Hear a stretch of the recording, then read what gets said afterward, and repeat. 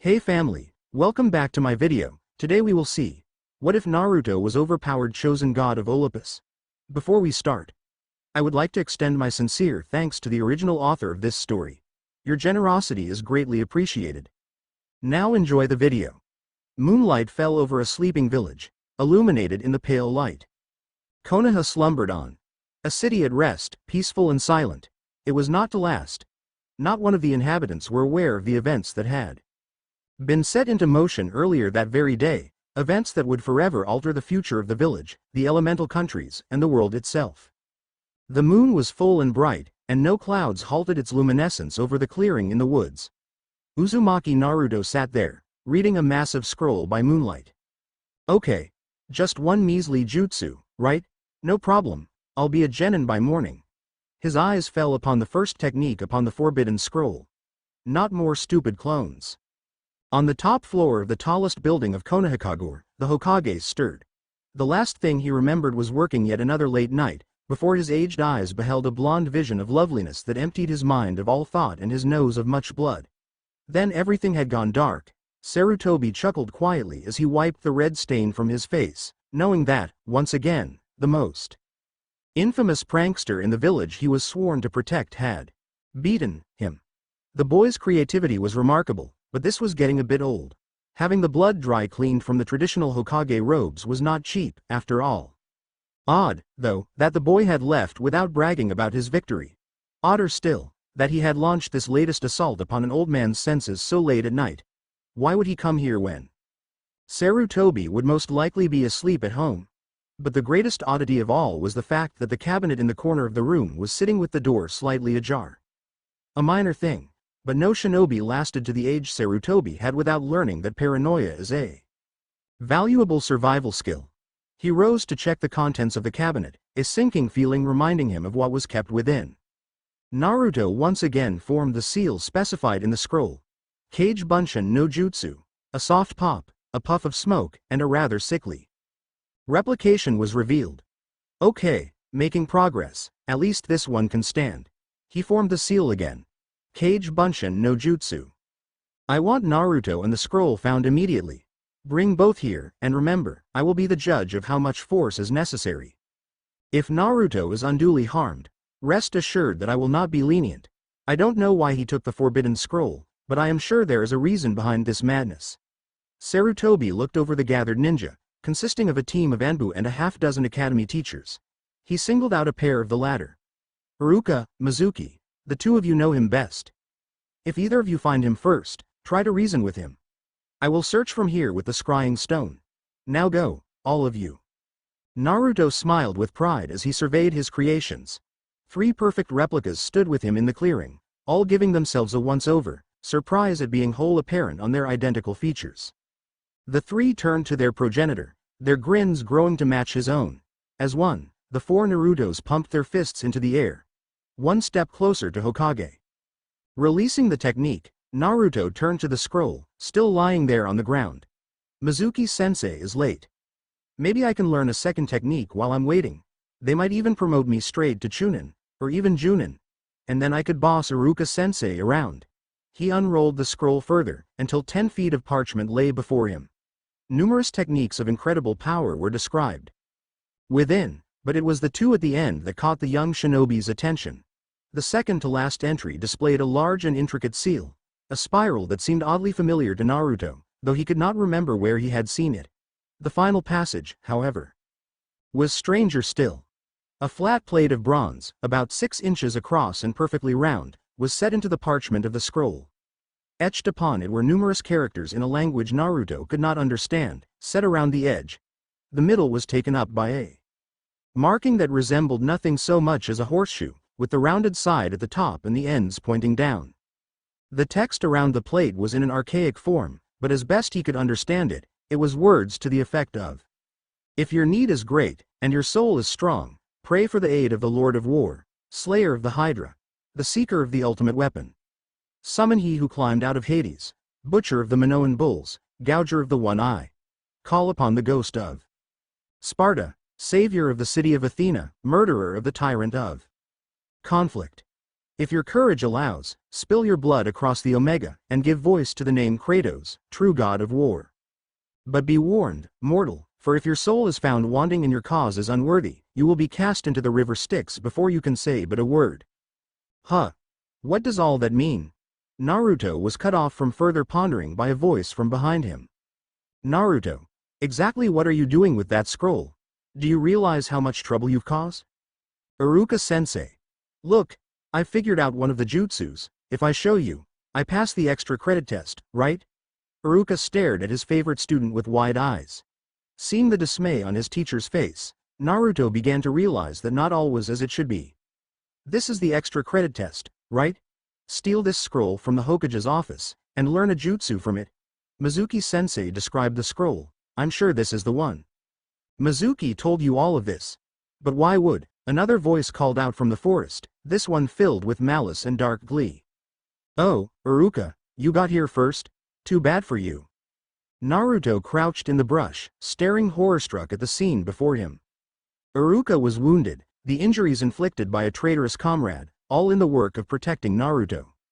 The child's mind was still reeling from the things he had learned in only the past few minutes. Mizuki was a traitor who wanted to kill Naruto and steal the scroll. Iruka acknowledged Naruto as a person and as a friend, and was willing to give his life to save Naruto's. And the biggest shock of all, the true fate of the Kyuubi no Kitsune, the fearsome beast that had nearly wiped Konoha off the map 12 years earlier. So much was explained now. But that was something to dwell on later. Right now, Iruka needed help, or he was going to die. That was not an option. Naruto leapt from his hiding spot in the middle of Mizuki's rant on how powerful the scroll would make him, interposing himself between the wounded teacher and the traitor. You're not getting away with this. I'll stop you. You? Mizuki scoffed. The dead last? And how exactly are you planning to do that, demon? I could defeat a worthless fool like you in one blow. Iruka struggled to stand up. Naruto. Run, take the scroll, get out of here. Naruto, true to form, didn't listen. One blow, huh? He moved his hands into a seal. Try this on for size. Kage Bunshin no Jutsu. Did you really think a few clones would be enough to beat me?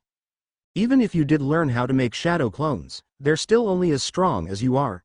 Even 10 weren't enough. You would need an army of them. Believing Naruto to be out of the fight for good, Mizuki turned to finish Iruka before making his escape. But as he raised his preferred weapon, a massive shuriken, Naruto awoke, ignoring the searing pain in his chest and stomach, the deep wounds left by Mizuki's kunai bleeding freely. Naruto reached for the scroll beside him. He pushed it open. Once again he saw the strange metal plate and its warning, and the 12-year-old boy made a decision. His need was great, and while he wasn't sure how strong his soul was, saving Iruka-sensei was worth any risk. Besides, the punishment didn't sound so bad. Swimming down a river never hurt anybody, right? Hand already soaked in his own blood, Naruto reached out and grabbed the plate. A patina of red coated the depressions on the bronze. Naruto looked upward, and shouted to the heavens with all the desperation that fueled him. Kratos.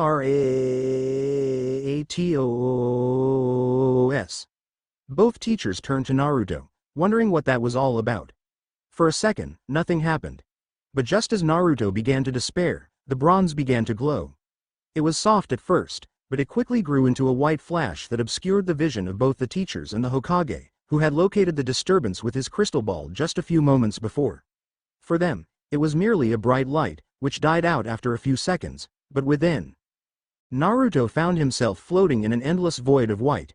He could see nothing in any direction, but suddenly he stopped moving and could feel ground beneath his feet.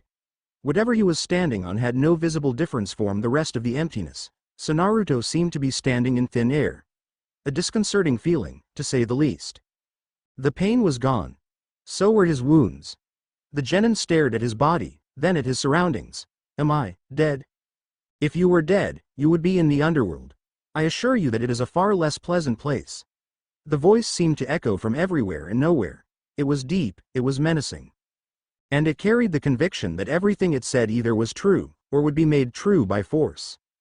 Naruto whipped around, seeking the voice's source. Who, where, what are you? I am Kratos. With alarming suddenness, a pillar of flame shot up from the ground a short distance away. It disappeared almost as quickly as it had come, revealing a massive humanoid form. Naruto stared wide-eyed at the tremendous man before him. He stood tall, at least 7 feet of solid muscle, and power seemed to flow off of him. The man, if that was what he was, wore only a ragged tabard around his waist, sandals, and armored greaves. His skin was a pale, ashen white, with the exception of a large red tattoo that spiraled around his left shoulder and over his bald head, to end over his left eye. Over his right eye was a long, disfiguring scar that ran vertically from his scalp, down through the eye socket, to end on the man's cheek. Naruto could see a pair of weapons sheathed at his back. The boy could not tell the nature of the weapons, as he could only see a pair of golden hilts above their bearers' shoulders. He looked down at Naruto, and raised a hand to stroke his goatee in thought. As he did, the gold chains wrapped around his forearms clinked. One so young. Why would a youngling that has never even spilled another's blood have need to summon me? Bah! What a waste of my time. One so weak as you should never have summoned a god, boy. Since you are so young and foolhardy, I will forgive your impudence this once. Hey! Naruto shouted. Kratos paused, surprised that this whelp would dare interrupt him in the middle of being spared. Stop talking like you know me.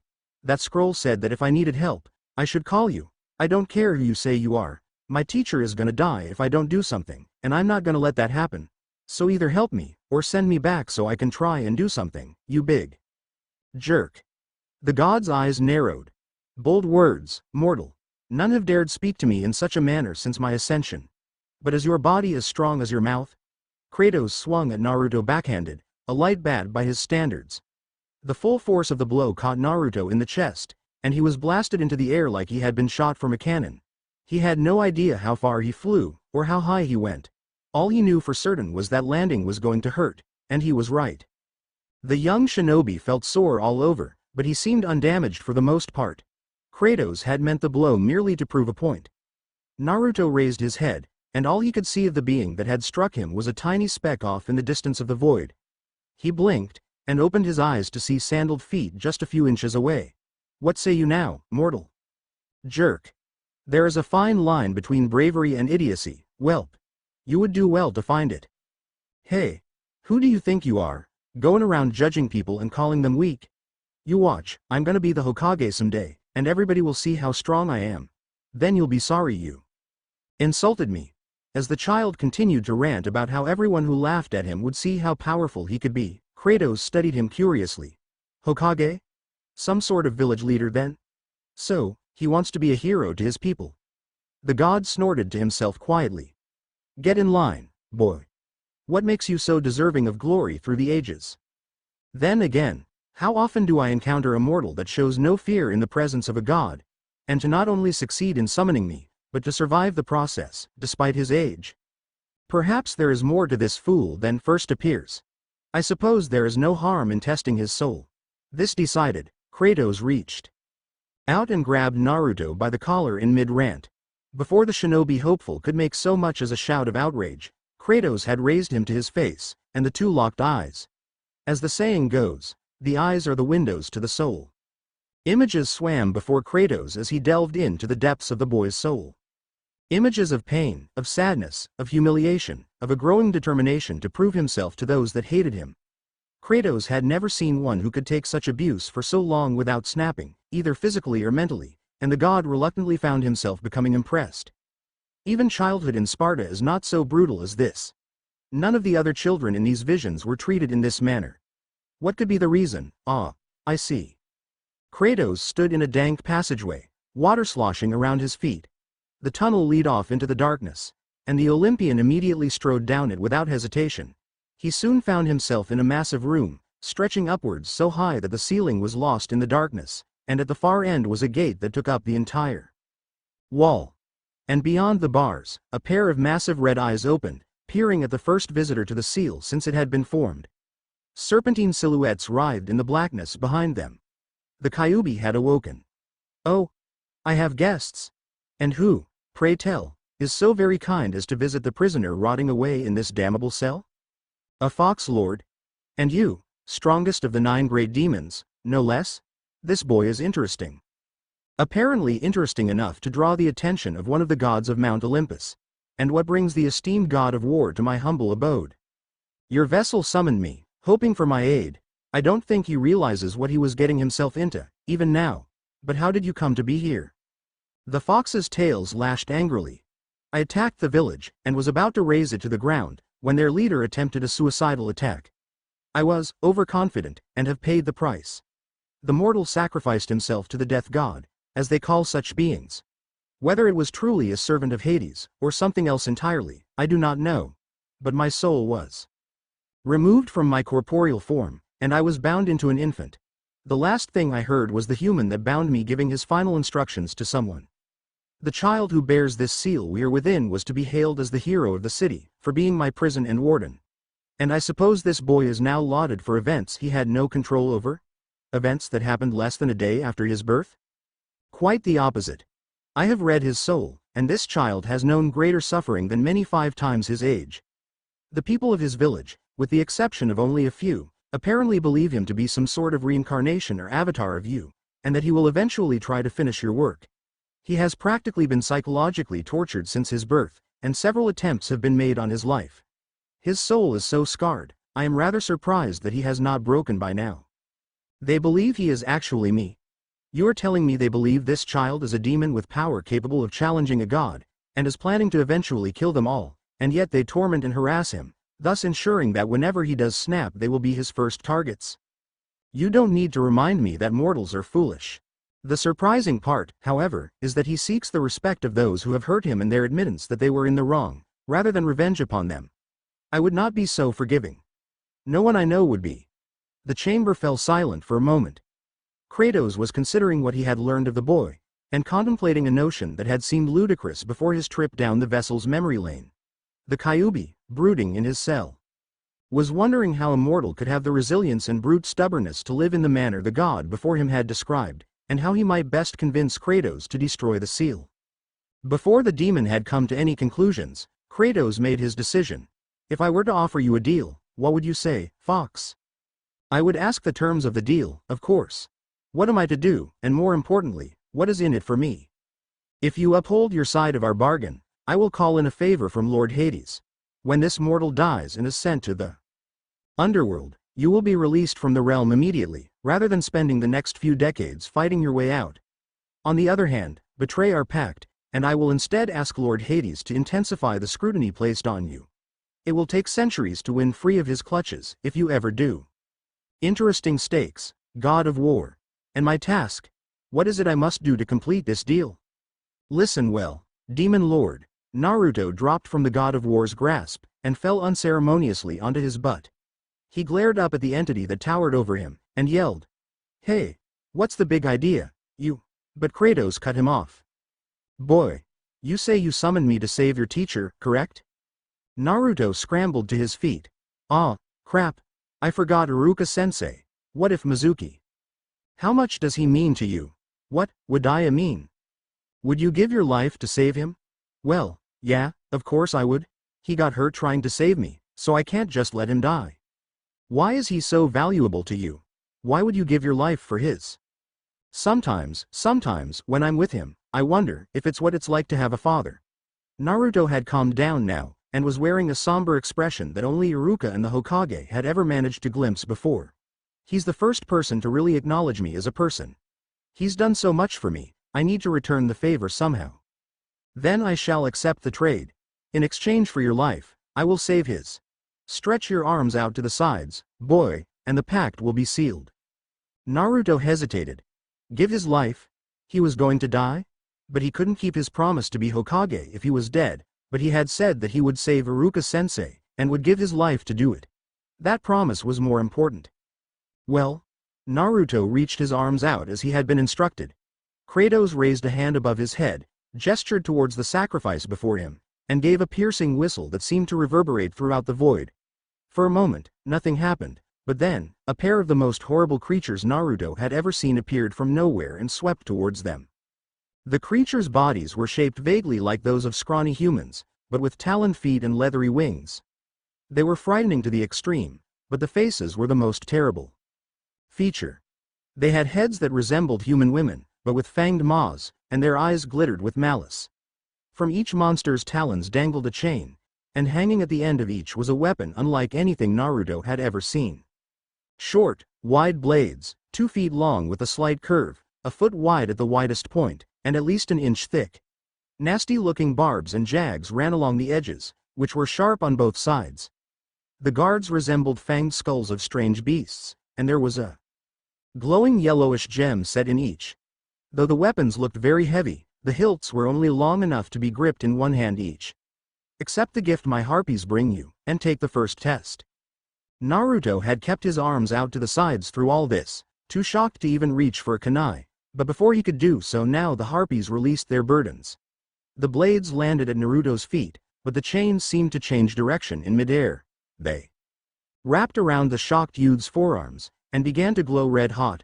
Pain unlike anything the Kyuubi vessel had ever felt before raced up his arms, burning, searing, immolating as a scream rose in his throat. The pain faded, as did the glow. The sleeves of Naruto's jacket had burned away, leaving the chains wrapped around bare flesh. As he gasped, mind still reeling from the horrendous pain, he realized that the chains now appeared to have bonded with his skin. One loop of metal was bound around each forearm, and the rest of each chain was left dangling, leaving about 10 feet of slack between his wrists and the weapons. Burns in chain link patterns spiraled around his forearms where the chains had laid, but they faded into scars almost immediately. Wah, what was that? Why, what about, what did you do to me? I have given you the blessing of the god of war, and the power to save those you treasure. In surviving having the blades of chaos anchored to your body and soul, you have passed the first test. Test? Blades of what? You said you were going to kill me and I said I would take your life, and I have done so. You are mine now, boy. You will bear my mark and my weapons, and you will spread my name in your victories, or die trying. Now go. Go forth in the name of Olympus. Before Naruto could say another word, there was a flash of light, and he found himself back in the forest. He was startled to see that no time seemed to have passed since he had summoned Kratos. Iruka was still alive, albeit wounded and barely conscious, and Mizuki still stood in a battle stance facing the prone teacher. Both had frozen, and were staring at Naruto, neither understanding what had just happened. That was certainly understandable. The boy had been lying there, likely about to bleed to death.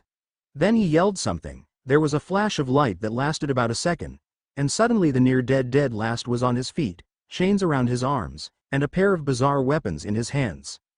Naruto was even more confused, not having understood the events of the last few minutes in the slightest. All he was sure of was that the situation had changed, and no matter what else that meant, it meant that things had gotten a whole lot worse for Mizuki. Or at least things would be worse for Mizuki if Naruto had any idea whatsoever how to use the gigantic and rather unwieldy slabs of metal chained to his arms. As this new problem struck him, Naruto realized that Mizuki was shaking off his shock, and would be ready to attack again. Even healed and with enough chakra left to create many more shadow clones, being weighed down by weapons he couldn't use or even drop would leave him at a major disadvantage. But then, from the back of his mind, he suddenly got an odd feeling, like he was being told what to do. Throw it. Throw. Why would I do that? Naruto wondered. These weren't exactly balanced for throwing the way kunai were, after all, but the feeling became more insistent, as the voice became stronger and clearer. Throw the blade at the traitor. Why do I have a voice in my head telling me to do stupid things? What good would throwing these things do? Because you have obviously gone insane as a result of meeting with a god, and because crazy humans always listen to the disembodied voices that tell them to do things. Now throw the damned weapon, flesh sack. Whatever you say, scary voice in my head. Mizuki sneered at the boy he had already nearly killed once. I don't know what you just did, or where you got those, demon brat, but it doesn't make a whoa. Halfway through his dismissal of Naruto's miraculous recovery, the demon vessel hurled one of the massive weapons at him. The blade practically leapt from the boy's hand, moving much faster than one would expect, and the metal seemed to ignite in midair. The chain wrapped around the guard unraveled from Naruto's arm like a cable off a spool, as the flaming short sword thundered toward the traitorous teacher. Mizuki barely managed to clear its path before it impaled him, and in his stead it slammed into the trunk of an old tree and sank into the wood. The two teachers and one student stared at the blade. A foot of metal had disappeared into the side of the tree. No academy student should have been able to throw something that heavy with that much force. Mizuki's gaze traveled back down the chain to Naruto, eyes wide. Wah! What was that? The response he got was the second blade being launched at his face. Mizuki wasn't sure he could get clear in time, so rather than dodge, he whipped his oversized shuriken in front of him, so as to use it as a shield. The blade slammed into the metal with a clang, and with a grunt of effort, Mizuki managed to deflect its remaining momentum upwards. The weapon disappeared among the leaves, leaving behind a massive gouge in the steel of the shuriken. Mizuki grinned coldly at Naruto. Only a fool like you would try something so stupid as to. Whatever Mizuki was going to say, he was interrupted by a loud kriak. Snap! Mizuki stopped speaking and looked straight up, at the source of the noise. Ever notice that the expression, heads up, really means, whatever you do, don't look up? A tree branch, half sheared off by the passage of the deflected blade, had collapsed under its own weight. In strict compliance with the laws of gravity, the errant foliage plummeted straight for the ground, with only Mizuki's head to stop its passage. It was not up to the task. Oh, one major concussion and a well-deserved graduation later. Oh. Iruka stood at attention before the Hokage's desk. He had sent Naruto home to rest after all had been said and done, promising to bring both the Forbidden Scroll and the traitor who had tried to take it to the Hokage. After being briefed about the events that led up to Naruto's theft of the scroll, Sarutobi had agreed that Naruto was to be cleared of punishment for the theft. If a student couldn't trust a teacher, then who could he trust? Sarutobi was still rather concerned about the whole belonging to a god issue, though. Who could blame him? The old man sighed, feeling his years for the umpteenth time that day, and it was only 2 in the morning. And you say the weapons are fused to his body? There is no way they could be removed? Not without causing serious damage to his arms, Hokage-sama. I doubt even Tsunade-sama could remove them without causing irreparable damage, and while I know his story about how he got them sounds unbelievable, I don't know how else he could have found them. After all, there is a bloody handprint on the disc set in the scroll. I suppose there's nothing that can be done about it. Unless these new developments become a threat to him or to the village, we will simply have to wait and see.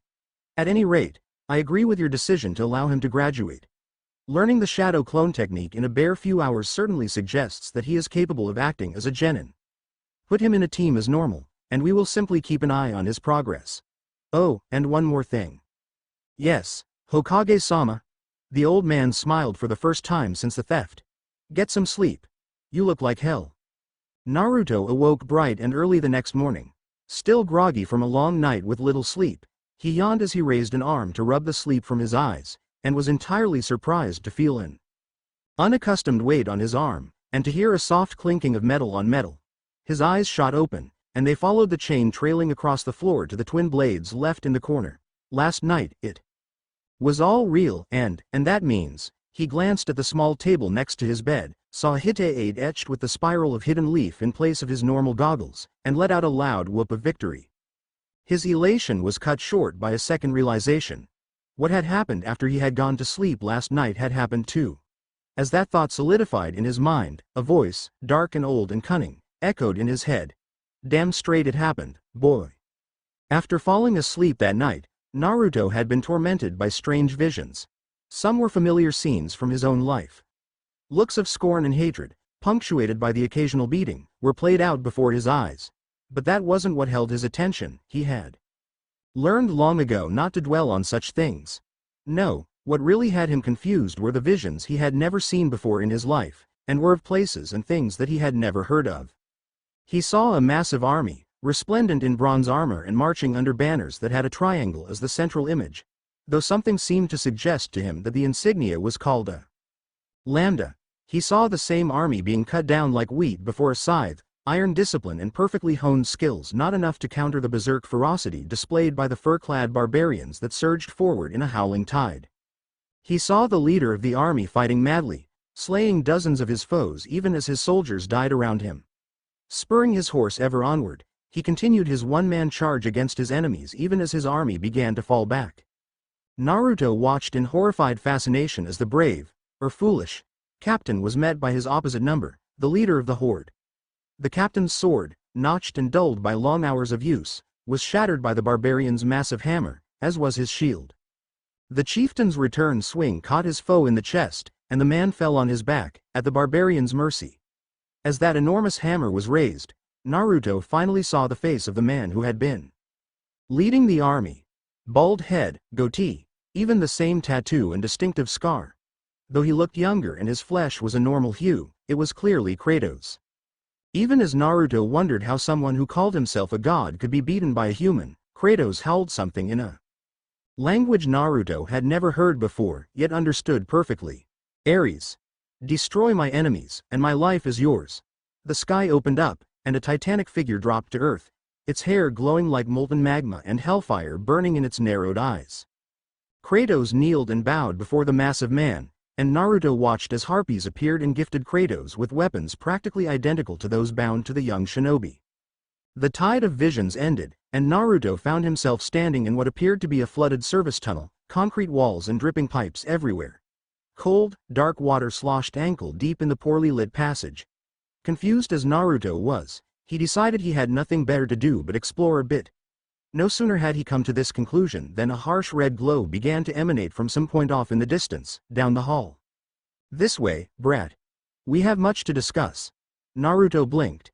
It was the same voice he'd heard during the fight with Mizuki, but now it was far louder and much clearer. And it was coming from the same direction as the glow. Naruto suddenly realized that he had followed the voice and the light back to their source without even noticing. The hall opened up into a massive room, hundreds of feet on each side and a ceiling that disappeared into the darkness above. At the far end of the room, a row of pillars rose from the ankle-deep water on the floor. Chains led from the hall Naruto had just left along the walls of the chamber, and were woven among the pillars until they met in the middle, connected by a scrap of paper that had a single word inscribed on it. Seal. And as a massive form loomed out from the darkness, everything fell into place. So after nearly 13 years, I finally meet my jailer face to face. Based on what the Olympian told me, you've had an interesting life, runt. Naruto was frozen, not moving, not breathing, not blinking. If the creature before him were to be let out of its cage, it would stand at least as tall as the Hokage monument overlooking the city. Kyuubi. Oh, good. You aren't completely oblivious to the obvious. Now listen well, because you have much to learn, and I dislike repeating myself. Much to learn. What the hell is going on? Where are we? Quiet down, brat. Your questions will be answered in due time. As to where we are, this chamber is your mind's attempt to give recognizable form to something that has none, namely, the seal. Simply put, we are in your mind, which goes a long way towards explaining why it's so empty in here. Naruto bristled at the insult, but before he could snap out a retort, the fox continued. You have been chosen to serve as the God of War's champion, and it is my task to ensure that you don't die too soon. Whatever Naruto was going to say died on his lips at that point, as he stared wide-eyed up at the fox, once again rendered speechless. Maybe I should start at the beginning. Yeah, that would be good. 'Cause I am getting really sick of not knowing what's going on. Here's the simple version. When a mortal begs one of the Olympians for aid, they are in essence offering an exchange of services. If the god is willing to do what is asked of them, they will often give the mortal a task to accomplish or a price to pay. If a god decides to become a mortal's patron, they will give their favor and aid in exchange for a lifetime of devotion and service. Since you called Kratos, the god of war, and he accepted your terms, you are expected to spend your life moving from battle to battle, fighting and killing and letting everyone know who you serve in the process. Since you are planning to be a shinobi, you are going to be doing that for most of your life anyway, so this works out well for you. You understand so far? Naruto nodded, his face scrunched up in his thoughtful expression. I think, but what do you mean, Olympians? The gods that live on Mount Olympus are collectively known as Olympians. There are many pantheons of entities that held sway over parts of the world at some point or another, such as the Asgardians, but most of them now prefer to have nothing to do with the mortal realm, for a variety of reasons too complex to bother explaining right now. You don't know why, do you? Shut up. At any rate, no god has ever chosen a champion as young as you, and they most often are already seasoned warriors even before they are given their tasks. This puts you at a disadvantage. However, Kratos also struck a deal with me. I will act as your guide and mentor, and I will teach you how to use those magnificent weapons you have been provided with. You know how to use these things, and you're going to teach me? Wait, why would you do that? You're the Kyuubi, the most powerful demon ever. You tried to wipe out the village. Why would you help me? As I said, Kratos and I struck a deal. As it stood before, when you eventually died I would be cast into Hades with you, where we would separate and go to our judgment individually. It would be a long time before I could win free of that place, even with my great might.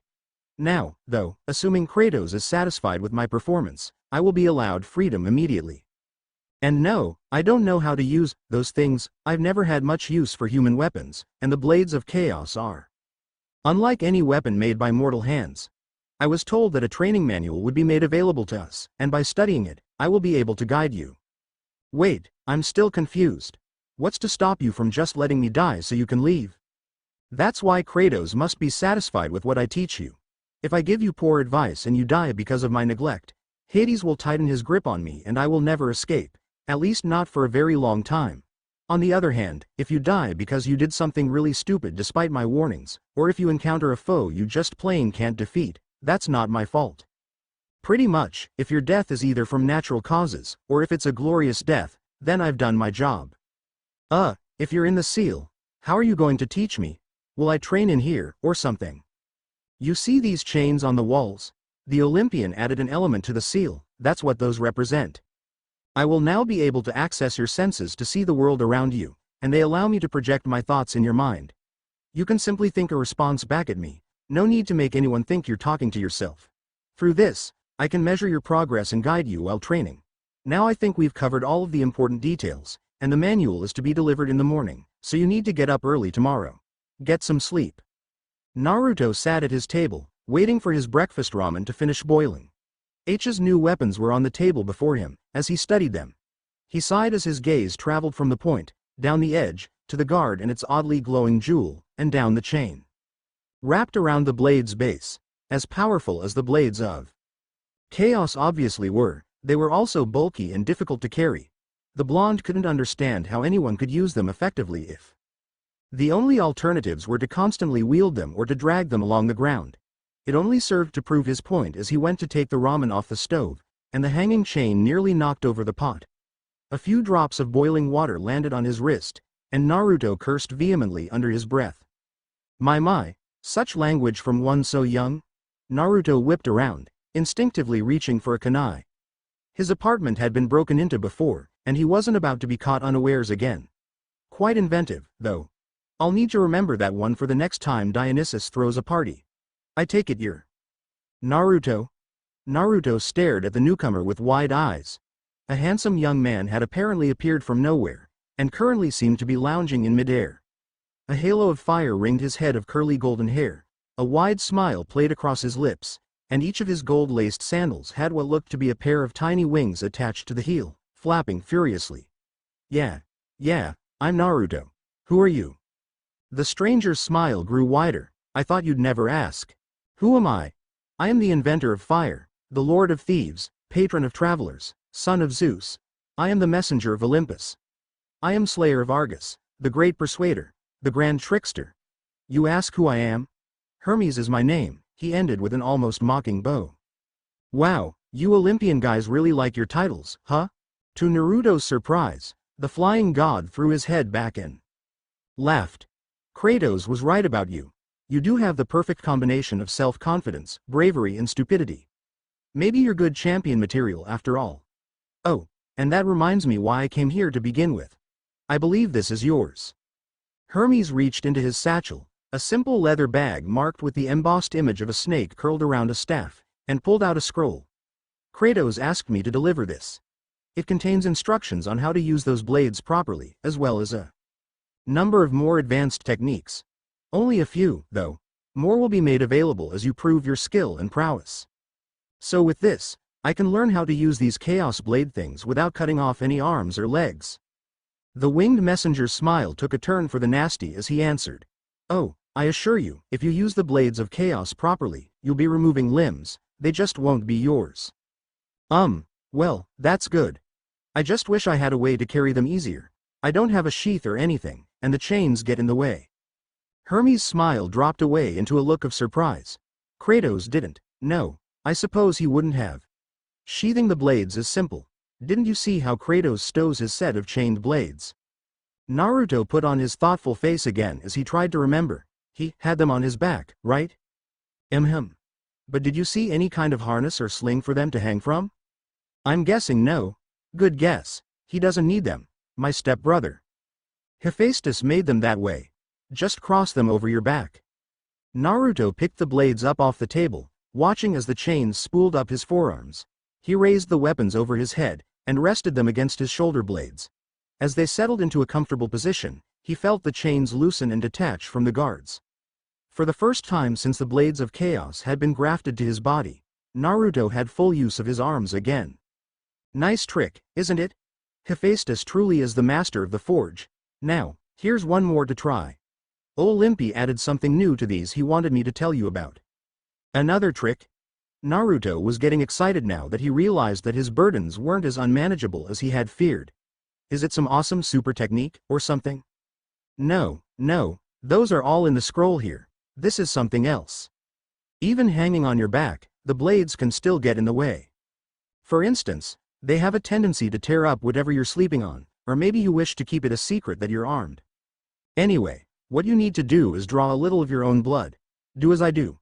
Naruto mimicked Hermes as he raised both hands to his face, and bit down on both thumbs. Though the Olympian didn't bother piercing skin, Naruto did. And blood began to drip down his hands. The blonde then continued to ape Hermes' actions and drew his bleeding digits down his forearms, across the loops of chain. His only warning was the growing heat the chains and blades were emanating before he collapsed, writhing in agony, as a horrible burning spread across his arms and back. I hope to have the entire bell test in the next chapter, so you can expect more action.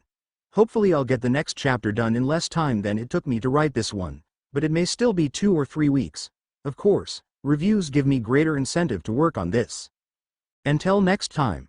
A dead last moving forward. Wow, 1 chapter, and 51 reviews. I want to thank everyone who told me they liked what I had done, as it is you guys who kept me on a roll. Now, to answer a few questions. Dr. Gero, it is true that Kratos wouldn't care to hide the blades, but he didn't make them. It's something Hephaestus added as an extra, and Hermes was the one to tell Naruto about it. Besides, as you will see this chapter, the mark of Kratos is always there, even when the blades are hidden. See, that sword is called the Blade of Artemis, and no, Naruto won't get it, but that doesn't mean he won't get other skills in weapons, VFSNAKE. No, Naruto won't have those tattoos, as cool as they would look on him. Only a total zealot would go to such effort to look just like his god, and Naruto isn't one. He might mimic them in face paint for special occasions. Also, the city-state Kratos hails from is called Sparta, not Sparta. And why would Kakashi hate Naruto? Okay, there are plenty of reasons why he might, but he didn't in canon, and he won't here. Never give guns to chimps. What do you mean Naruto should be stronger? He was in exactly 1 fight so far, and he won. And exactly what does I made the gods a little mean? Do you mean OOC? PS no 3 is enough. Oh, right, and I forgot this in the first chapter. Disclaimer. I own 2 things. Jack and Squat, and Jack left town. Chosen of Olympus Chapter 2. A dead last moving forward. Last time his only warning was the growing heat the chains and blades were emanating before he collapsed, writhing in agony, as a horrible burning spread across his arms and back. Oh, right, the racking spasms of pain. I forgot to mention that. Sorry. Hermes didn't look sorry at all. What was that? Naruto slowly rose to his knees, still nearly nauseous from the pain. He grunted in exertion as he managed to reach a sitting position on the floor. It hurt almost as much as when I first got these things. His question trailed off as he finally noticed what was missing. The chains were missing from his arms, only the spiraling burn scars left. A glance over his shoulder revealed that the blades themselves were gone as well, but there appeared to be a red tattoo shaped like the crossed blades across his back. Where did they go? The blades of chaos have been drawn within your body. It's something new Hephaestus came up with a little while back. He has yet to work out the fine details, though, like the unbearable amount of pain caused the first time you use the feature. Oh, really? Naruto shakily rose to his feet, his voice raspy and panting heavily. I hardly noticed. Tough little man, aren't you? Well, you'll be happy to know that the pain lessens every time you summon or dismiss the blades. Eventually, it just becomes a dull ache that goes away in a few seconds, or so Hephaestus assures me. That's reassuring, sort of. Do I bring them out the same way I put them in? That's right. Oh, and I almost forgot, special delivery, and with the final word, Hermes rammed the scroll in his hand forward, slamming into Naruto's gut with incredible force, but rather than double the boy over in pain, the scroll simply vanished.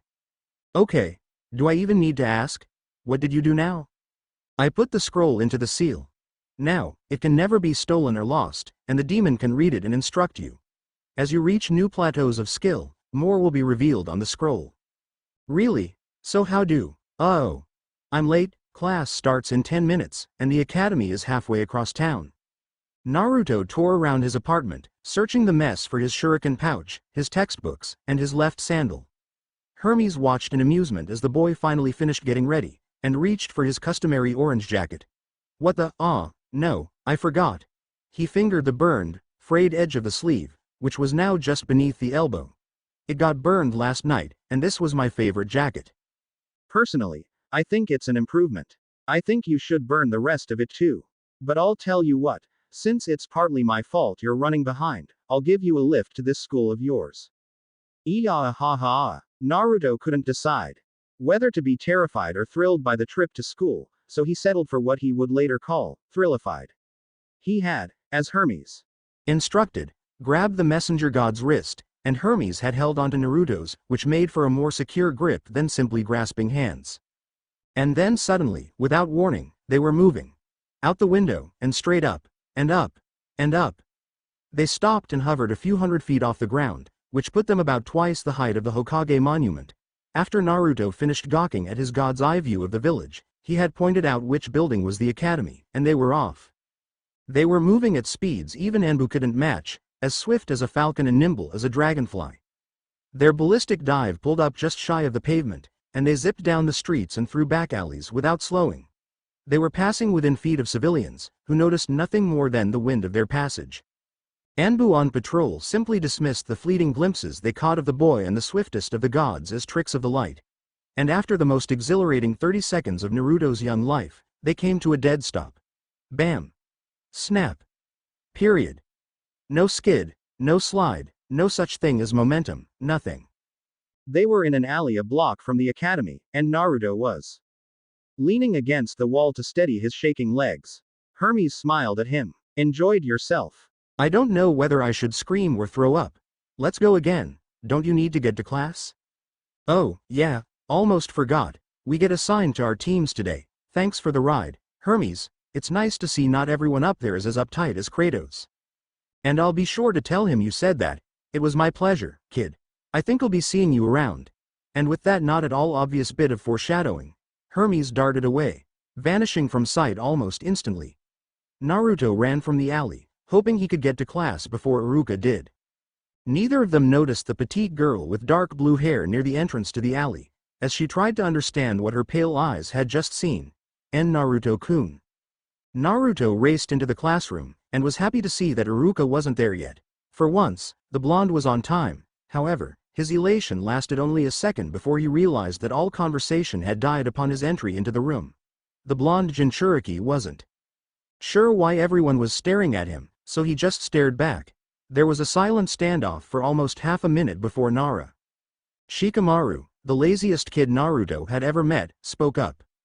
Hey, Naruto. Why are you here? Only graduates were supposed to come in today. And what happened to your arms? The blonde smirked at him, before reaching up and tapping the metal plate tied to his forehead. I didn't get this in a cereal box.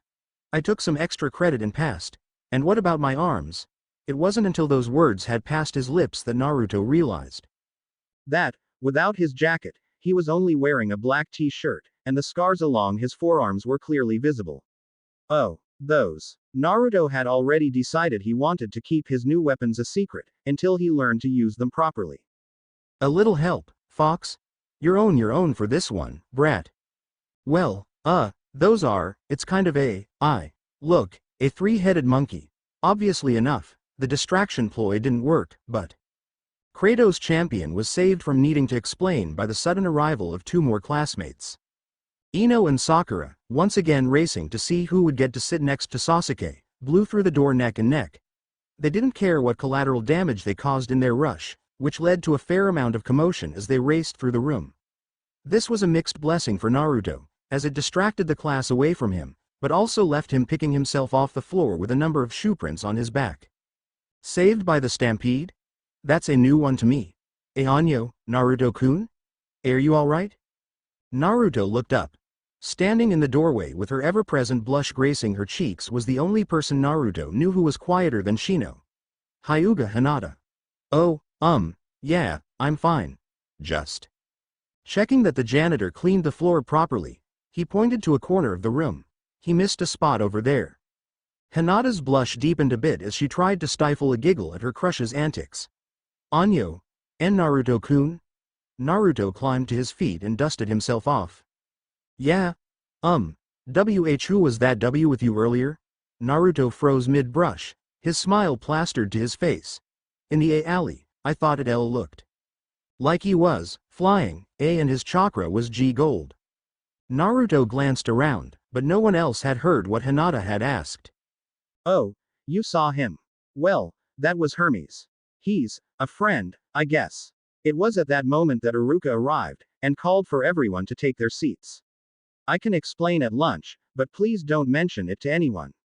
The girl blushed again, and managed a small nod before moving to her customary seat at the back of the room, but inside she was ecstatic. I talked to Naruto-kun. He's going to share a secret with me.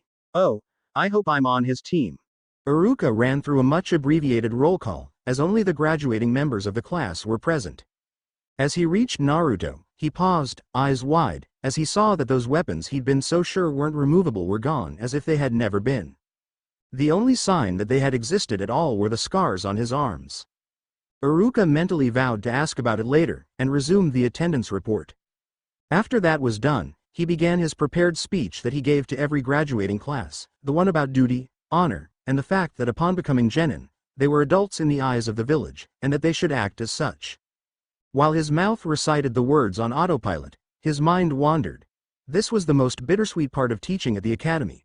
Sending his students off into the world. Knowing that he was at least in part responsible for molding these children into the proud shinobi they would one day be was wonderful, but that thought was also a reminder that these were indeed children, and they would soon be warriors thrust into a dangerous world. Iruka could only hope his teachings were enough to help them keep alive. And now for what you've all been waiting so patiently for, the team selections. Everyone sat up a little straighter at this, even the perpetually slumped Shikamaru. As the teams were read off, varying degrees of cheering and cursing were audible from different seats, as the students expressed their dissatisfaction with their teammates. Team 7, Uzumaki Naruto. Naruto perked up. Lucky number 7. I hope Sakura-chan is on my team. Anybody but Sasuke. Haruno Sakura. There was an exultant shout from one side of the room, and a, why me? From the other. Iruka pointedly ignored both. And Uchiha Sasuke. A fair approximation of all hell broke loose in the classroom as Sakura squealed with delight and Naruto, along with Sasuke's fangirls, roared with outrage. Iruka ignored these as well. He continued reading off the list until the last teams were done. You now have an hour for lunch before your new Junin senseis will arrive. I suggest you spend it getting to know your team better. Good luck, all of you. Iruka left. He'd take Naruto out for ramen later and find out what was going on then. Naruto and Hinata sat on the academy roof in silence. She was blushing and nervously tapping her fingers together, as she always was, as she patiently waited for the boy she so admired to collect his thoughts. He was currently begging his inner demon for advice on how to handle this situation, but was getting little help. What do I say? What can I tell her? That's your problem. It's not like it's a big deal, just don't tell her about me and you'll be fine. But what if she thinks I'm crazy? Or tells the rest of her clan about me? She saw Hermes herself, so if you're crazy, so is she. For the other problem, it all comes down to trust. Now say something before she thinks you've fallen asleep. So, Hinata, have you ever heard of the Olympians? They were sitting in silence again, this time while Hinata collected her thoughts. It was a lot to take in. So you work for K Kratos now? Yeah, and he is one of many other gods. Right. This is, incredible. So, you believe me then? Hinata blushed even deeper. Oh, of course I do, and Naruto-kun. Naruto, for once, had a genuine smile on his face. Naruto-kun. May I see these weapons he gave you? You want to see them? Okay, like I said, this is supposed to hurt less each time I do it, but I've only done this once so far, so don't panic if I look like I'm in pain. Naruto stood up and took a position a few feet in front of Hinata. He took a deep breath, let it out slowly, and raised his thumbs to his mouth. Once he had a decent blood flow going, he quickly drew his blood across his arms before the wounds healed. Hinata gasped as Naruto dropped to one knee before her, and smoke rose from his arms and back. He was growling, biting his lip in an effort to keep from screaming. There was a sizzling noise, like cooking meat, and chains seemed to grow out from the scars on his arms. With a rather horrible wet ripping sound, first one, then another bronze hilts shot up from Naruto's shoulder blades. Naruto reached up and grabbed them, pulling the blades out of his body. After a few seconds, the pain had faded enough for the chosen of Kratos to stand. It did hurt a little less that time. And it didn't even rip my shirt. Hephaestus really is a genius. Hinata didn't know what she found more amazing. The appearance of the weapons from Naruto's body, the story of how he got them, or the fact that despite that his skin was audibly frying, Naruto hadn't cried out from the pain. No one should be that used to pain, Naruto-kun, so, pretty neat, huh? I still need to learn to use them, but once I do, I'll be unbeatable. I'll be made Hokage for sure. She smiled for him, her worries, fears, and stutter momentarily forgotten. I'm sure you will, Naruto-kun. You'll be even better than the fourth was. Yeah. My face will be right up there on the mountain next to his, and everyone will know he chose the right one to hold. Naruto trailed off as he looked up at the Hokage monument, pure determination etched on his features. The Kyuubi? Hinata supplied. Yeah. I'll show him. I'll show them all I know. Naruto stopped and whipped around, eyes wide with fear. How do you know about him? Hinata was wide-eyed as well as she realized what she had just said aloud. I can see it, in you. You can what?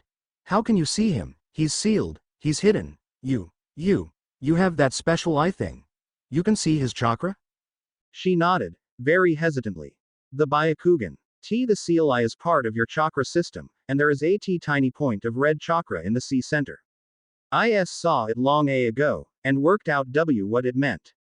It was the only way to explain why so many people are mean to you, Naruto-kun. Why you aren't mad, are you? Naruto gazed at her in wonder. You know about the Nine Tails, but it doesn't bother you? You are Naruto-kun. Why you were before I found out, and you were after, and nothing changed. He gave her a small smile. Thank you. That really means a lot to me. It is weird, though, you knew about him for so much longer than I did, and I'm the vessel. Really? When did you find out? Last night. He said it so casually, like it was no big deal, but Hinata was horrified. Last night. You were treated so poorly for 12 years and didn't know why until last night. Oh. Naruto-kun. Naruto was astounded that someone he knew so little of could not only be so accepting, but that she would show such concern for him. He decided that the Ninetales was right, it was all a matter of trust, and Hinata was quickly proving herself to be someone worth trusting. Hinata-chan, there's one more thing to all this, but not even the old man or Iruka-sensei know this part. She blushed again. He trusted her that much? And he called her Hinata-chan? If you know about the Ninetales, and about Kratos, then you deserve to know this. He swallowed nervously, his mouth felt so dry. Kratos gotta deal with the Ninetales and now he's gonna train me to use the blood to Sandhound not to be an idiot. The Hyuga heiress blinked. Anyo, what? Naruto sighed, hope warring against fear, knowing that if anything would make Hinata hate him like everyone else, this was it. Kratos cut a deal with the Ninetales and now he's gonna train me to use the blades and how not to be an idiot. You're learning from the Ninetales. Naruto cringed. Yes. Or at least I will be soon. Here it comes. What's he like? What is the Ninetales like? Is he mean? The blonde looked at her, astounded once again by her instant acceptance of what others would have him killed for. He smiled, and began recounting his few interactions with the fox so far. Before long, the hour was up, and they had to return to class. Naruto sealed the blades within himself again, and was happy to note that this time the pain wasn't even enough to drop him to his knees. As the graduates came back to the classroom in their twos and threes, Iruka was startled to see Naruto return at Hinata's side. Had they spent lunch together? Did this mean Naruto had noticed her obvious affections for him? Was he getting over Sakura? Yet more to ask about when they went out for ramen later. A few minutes later the Junin began arriving, and before long, only Team 7 was left waiting. Iruka frowned deeply. I should have expected this. Team 7. You may as well settle in and get comfortable, your instructor has a tendency to, let's be nice about it and call it, lose track of time. He'll be here eventually. However, there is some paperwork regarding the graduating class 1 need to finish, so I'm afraid I can't wait with you. Good luck, to all of you. Where is this guy? Sakura screamed. When no one answered her question, she sat down in a huff and began to sulk. It had been almost 2 hours since Iruka-sensei had left, and still no sign of their Junin instructor. After the first half hour had passed, the 3 new teammates had idly speculated as to what might be holding him up. Even Sasuke had participated, suggesting 2 or 3 fairly plausible possibilities. After an hour had passed, Sakura had taken a break from cooing over Sasuke to berate Naruto for something, possibly breathing in her direction, and to grill him about how he graduated and where those scars had come from. Naruto, with a little prompting from his inner demon, managed to deflect her questions and change the subject until she decided that further inquiry wasn't worth the effort. For the last hour, Sakura returned to trying to get Sasuke to talk to her, and Naruto put his head down and, as far as anyone else could tell, slept. He was actually asking the Ninetales about when, where, and how his training would commence, and what super cool moves were described in the scroll. A few minutes later, the classroom's sliding door began to open. All 3 students perked up as their new instructor stepped into the room. He certainly was an odd one, if his appearance was any judge. Spiky gray hair, a mask covering everything from his nose to his neck, and his Leaf Village Hittite tilted over his left eye like an eye patch. His style of dress was normal enough black fatigues and a Junin pattern flak vest, but the little orange book he was so casually reading from had a big, obvious, adults only warning on the back. He stood there, reading his smutty little novel, while his students simply sat and stared, waiting for him to do something. After a moment passed, the new arrival marked his page, tucked the book into his kunai pouch, and finally turned his attention to his new wannabe shinobi. He spent a long moment sizing them up one by one, analyzing what he knew of them and what he was observing. Uchiha Sasuke, the only survivor of the Uchiha massacre of 5 years ago, except for the traitor who slaughtered the rest. Self-proclaimed avenger, as emo as they come, and constantly pursued by a horde of members of his fan club. Graduated at the top of his class, with the best practical and second best academic scores. Spent his life from the massacre to the present being told he was a prodigy, the best shinobi around, and Kami's gift to girls. It would be fun breaking down that ego of his. Haruno Sakura, first shinobi from her family in generations. As such, she had no training from relatives or family techniques. Overcame those handicaps through diligent study, giving her the highest academic record in the school. Practical scores were a bit under par. Judging by her appearance, she was highly concerned with looking pretty. While that wasn't really a bad thing, she should really be focusing on gaining power and skill first. An active member of the Uchiha Sasuke fan club, and on the same team as Sasuke. Great, she would probably be more interested in asking Sasuke out than training, which would interrupt the Avengers training as well. Uzumaki Naruto. Oh, geez. Worst grades in class, even worse than the people who failed the graduation exam, which was why he was put on a team with 2 of the best. Vessel of the Nine-Tailed Fox, as well, and nearly universally hated for it. Looks so much like Arashi-sensei it's painful. Total clown, and always seeking attention. Understandable, considering his status, but not a great attitude for a spy or assassin. Apparently there had been some major changes to his situation over the past 24 hours, but Hokage-sama was being quite close-lipped about them. Those rather horrific scars on his forearms might have something to do with it. There was no explanation for chain pattern burn scars that could possibly be good. My first impression of you guys, you're all idiots. 3 sets of eyes widened, then narrowed in anger. Meet me on the roof. With a swirl of leaves, the Junin vanished. Naruto and Sasuke glared at each other, and leapt for the window, scrambling to get to the roof first. Sakura simply sighed at the male species in general as she calmly headed for the stairs. Alright, I think it's time for some introductions. Tell me about yourselves. Pinky, go. Sakura looked at him blankly. Sensei, what do you want to know? He made a dismissive gesture. Name, likes, dislikes, hobbies, hopes, dreams, fears, shoe size, anything you feel like telling us. Shouldn't you go first, since we all know each other? Fine. My name is Hitaki Kakashi. I like many things. I also dislike many things. My hobbies, giggle. I have hopes and dreams. And I fear circus clowns. Really? No, Pinky, your turn. She stared at him for a moment. All we learned was his name? Today would be nice, Kakashi prompted. My name is Haruno Sakura. I like. She trailed off and looked at Sasuke with a blush. I dislike. She trailed off again and glared at Naruto, who looked hurt for a second before brightening up again. I guess my hobby would be studying. I hope and dream to one day. She looked at Sasuke again, this time with a dreamy smile. The Uchiha was beginning to look a bit uncomfortable. Kakashi rolled his visible eye. It was as bad as he feared. Okay, laughing boy, go. Sasuke glared as fiercely as he could at the poor excuse for a Junin. It was the fiercest glare ever seen in Konoha, or any of the hidden villages for that matter. In years to come, ballads would be sung of the fierceness of that glare, but in the short term, it simply made the Uchiha prodigy look like a petulant child. Uchiha Sasuke. I like very few things, and dislike a lot of things. I have no hobbies, unless you count training.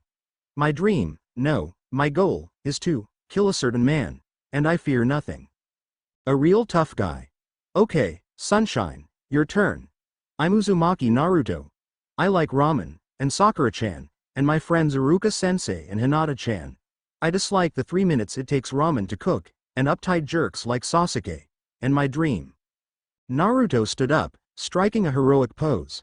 I will be the Hokage, and get everyone to respect me. Kakashi gave a barely perceptible nod.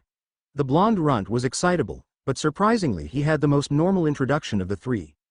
The other two had borderline obsessions or cryptic ulterior motives, but Naruto seemed to be a pretty straightforward guy. Didn't change his lack of skill or intelligence, though. Alright, you three have passed the academy final. Now it's time for the real work to begin. Do you all know where Training Field 7 is? He received 3 nods in response. Meet me there tomorrow morning at 6. You will be having a little survival training? Sakura tried to protest that they had already gone through that, but was shut down. This is different from the academy training. This time you'll need to deal with me if you want to make genin. See, the test you just took the other day only weeds out those with no chance of surviving as ninja from those who might. Anyone who fails tomorrow's test gets sent back to the academy to retake the last year. Kakashi paused to savor the looks of horror he was getting from, well, 2 of the runts, at least. And by the way, this test has a failure rate of 66%. Sakura and Naruto were straight out gawking as Kakashi turned on his heel, pulled out his little orange book, and walked away. Oh, right, don't bother eating breakfast unless you enjoy throwing up. Half an hour later, Naruto sat at the base of a tree in Training Field 7. The Ninetales had told him to find a secluded spot to begin his training with the Blades of Chaos, and pointed out that it would be worthwhile to get a look at the site of the next day's test. It seemed straightforward enough. It was mostly forest, with a few big clearings. The biggest open space was bordered on one side by the road, another by the bank of a small river, and on the other 2 sides by trees. There were 3 wooden training stumps off to one side, and just beyond the training area's edge was some old statue Naruto had never really paid attention to. So what do you think the test will be? Naruto thought, directing his words to the fox. Could be any number of things, it's impossible to tell. This teacher struck me as the sort who enjoys getting a rise out of others, so it will likely test your patience, among other things. And about his advice about breakfast, I wouldn't completely disregard him, but you should definitely have something light. Cereal, or some fruit maybe. You do have something other than ramen, right? Well, are you sure I should eat? Kakashi-sensei said we'd throw up, and I don't want to disobey his first order. If you eat a big breakfast, you might, but if you eat nothing, you will be slowed and weakened by hunger. Now that I think about it, that's probably his point. Don't worry about it now, just get some apples or something on the way home later. For now stand up and find an open space. I've been reading through the basic movements listed in this scroll, and I feel confident that I can teach it to you. Don't get your hopes up about using them in your test tomorrow. There's too much to learn to really become proficient enough in one night. Naruto walked out into the field, so that the nearest trees were almost 10 meters away, and summoned the blades again. The pain faded very quickly this time, and was much less intense than before. Now, the blades can be used two ways. They're excellent weapons in close-range hand-to-hand combat, and you should make use of them as such. Their true strength, however, is the great reach they grant the wielder when you use the chains. This is what we'll be working on. Draw one blade, now thrust it forward, like you're impaling the target. Good, now when I tell you, do it again, but release your grip as you do. Go. Naruto threw the blade forward, and flame engulfed it as it reached the end of the chain and dropped to the ground. How does it keep lighting on fire like that? Is it magic or something? Sort of. Jerk your arm back, like you're elbowing someone behind you. Good.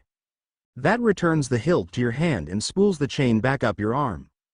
You see, the blades use their wielder's chakra to keep the fire going, siphoning it down the length of the chain. It only requires a very small amount, though. Even the weakest of humans could allow the fire to burn for hours without significant drain. Now thrust again, but let go sooner this time. Grab the chain just before it reaches full extension, and pull back. You're doing fine.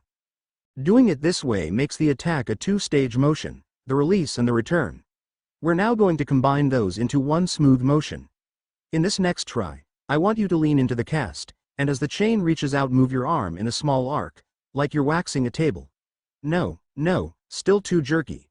It needs to be one smooth transition from pushing the blade out to pulling it in. Excellent. I must admit, you seem to be getting the hang of this more quickly than I expected. Really? Do you think I can try one of the advanced techniques tonight? Not even close. Now, try the same motion using your left arm. Good. Now keep doing it, alternating between arms. Establish a steady flow of thrusts, right, left, now reduce by half the length of the chain released. Feel the difference? Much less range, but much greater speed. You'll be experimenting with this later. They practiced for another hour before moving on to swinging the blade in a wider arc, to make use of the edge rather than the point. The swinging motion required less finesse to do properly, and it only took half an hour to get basic control of. The magic of the blades ensured that the leading edge stayed in front, rather than letting the weapons twist on their chains mid-swing. The next set of movements involved swinging the blades vertically, either in an uppercut motion that would knock the target off his feet, or swinging downwards to smash him into the ground. As the Ninetales explained, these sort of strikes were most often used to finish a combo, or to set up for a more advanced technique. Hours were spent practicing all three attacks using one blade, the other, or both, and eventually how to move from one attack to the next smoothly. The sun was setting by the time the Ninetales called for a stop. You're doing very well. I'm surprised you picked up the basics so quickly. It's like you've been doing this for years. Do you think I should show them to Kakashi-sensei tomorrow? I think that depends on what kind of test he pits you against. Now, before we finish up for the night, I have a test for you myself. On your way home, I want you to review for me what we discussed earlier about the 5 rules I explained to you. Rule 1. Fighting honorably is for fools and samurai. A ninja's honor comes from success. Rule 2. Strength is useless if it's slow. Speed is useless if it's clumsy. Grace is useless if it's weak. Rule 3. Even your opponent's weapon can be your weapon. Rule 4. The environment is a tool that can be used by you or against you. And Rule 5. The greatest art is the art of deception. Did I get them all right? Good, very good, you successfully memorized them all. Now, put them in your own words. I want to be sure you understand why these rules are so important. Naruto had left the training fields behind by this point, and was heading for Ichiraku's for his nightly ramen binge. He squinted as he thought, trying to organize his jumbled mind. Well, Rule 1 means don't worry about fighting fair, because winning is what counts. Good. Next. At 6 the next morning, 3 shinobi hopefuls were waiting in training field 7. At 7, 3 shinobi hopefuls were sulking. Well, 2 were sulking, 1 was brooding, in training field 7. At 8, 3 shinobi hopefuls were downright pissed in training field 7. And at 9, Kakashi finally strolled up, reading his book like he hadn't a care in the world. You're late. Naruto and Sakura both screamed at him. Terribly sorry, the Junin said without looking up from his book of smut, I got lost on the road of life. There was a moment of silence at this announcement. Naruto finally spoke up. Lost on the, what the hell is that supposed to mean? Kakashi ignored him, instead choosing to tuck his book away and produce two tiny bells and an alarm clock. He tied the bells to his belt. Now then, the test. I'm setting this alarm clock for noon. You have until then to take one of these bells from me by any means at your disposal. Tools, traps, weapons, jutsus, there are no restrictions. In fact, none of you will stand a chance if you don't come at me with intent to kill. Sakura looked up at him wide-eyed. But sensei, won't you be hurt? It was hard to judge their teacher's mood with so much of his face covered, but it looked like the thought amused him. No, you three couldn't cause me serious harm if I was asleep, drugged, and suffering from chakra exhaustion. Academy fresh rookies don't stand a chance against a Junin on their own. That's why all you need to do is take a bell. Simple enough, in theory. But there are only 2 bells, and 3 of us. And that would be a problem, wouldn't it? This means that at least one of you will go back to the academy, if not all of you. Oh, and also, only the ones who get a bell can have one of the lunches I brought along. Anyone without a bell gets tied to a post while I eat your lunch in front of you. The Junin set the bento boxes and the clock on the foot of the monument. Sasuke's and Sakura's stomachs chose that moment to rumble fiercely, as if in protest to Kakashi's harsh decree. Naruto, on the other hand, was mentally thanking his inner demon for his foresight. You're burning time, so I think you'd better save the questions. Test begins, now. The genin scattered and vanished into hiding, prepared to observe the target until a plan of action could be readied. Well, at least 2 of them did. You know, Naruto, most ninja would conceal themselves at this point. Yeah, well, I'm not like most ninja, Kakashi-sensei. I'm taking those bells right now. A groan echoed from the back of Naruto's mind. You truly are a fool, aren't you? Were you even listening when they covered the shinobi ranking system in class? Junin are considered the village elite for a reason, idiot. Hey, I can take him. I just gotta summon the Blades of Chaos, and I'm gonna kick his ass. And exactly how long have you spent training to use the blades? Half a day. That's right, half a day. And he has been a Junin for how long? How should I know? That's right, you don't know anything about him, so what makes you think you can match him? Kakashi cocked his head to one side as he watched Naruto. The boy's eyes were glazed, as if his mind was somewhere else, and his expression seemed to indicate that he was arguing with himself. When you said, right now, you did mean today, right? Naruto snapped out of it for a second. Be patient, I'll come over and kick your ass when I'm good and ready. Well, Fox, should I back down, if you're so sure I can't take him? No, backing out now would be cowardice, and that's worse than foolishness. Besides, I think seeing firsthand exactly how outclassed you are may cool that impulsive streak of yours. Go for it, and try not to be humiliated too badly. He'll be the one humiliated when he gets beaten by a genin, and he'll be eating your words, furball. Naruto charged at his teacher, fully confident of his success. The Junin didn't bother looking up, instead flipping a page of his book. Lesson 1. Taijutsu.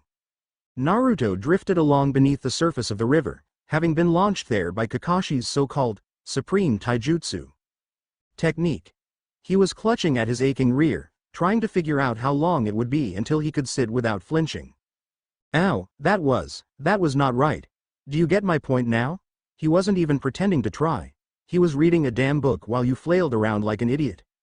Incidentally, that would have been one of the funniest things I had ever seen, if it wasn't so pathetic. Stupid furball, so what now? Actually willing to listen to me this time, Well, your options now are to keep under his surface and swim away to make a plan, or launch another attack. He's expecting the latter, so we take advantage of his low opinion of your skills. Show him what he expects to see, to distract him from the true attack. But do it soon, before you need to surface for air and give away your position. And you may as well draw the blades. You'll need every advantage you can get. Kakashi studied the water with interest. Naruto should have surfaced by now, screaming obscenities and vowing payback. The Junin really hoped he didn't need to explain to Sarutobi that Naruto had drowned, of all things, but it was then that the surface of the river roiled, and a small squad of blondes leapt from the water and charged. The one in the middle hung back a little, and shouted. "You're going to pay for that, Kakashi-sensei. Nobody does that to the future Hokage and gets away with it." The copy ninja didn't bother hiding his smirk. His mask took care of that for him, as he calmly watched the horde of Naruto fast approaching. Exactly as I expected, well, except for the clones. Those are surprising.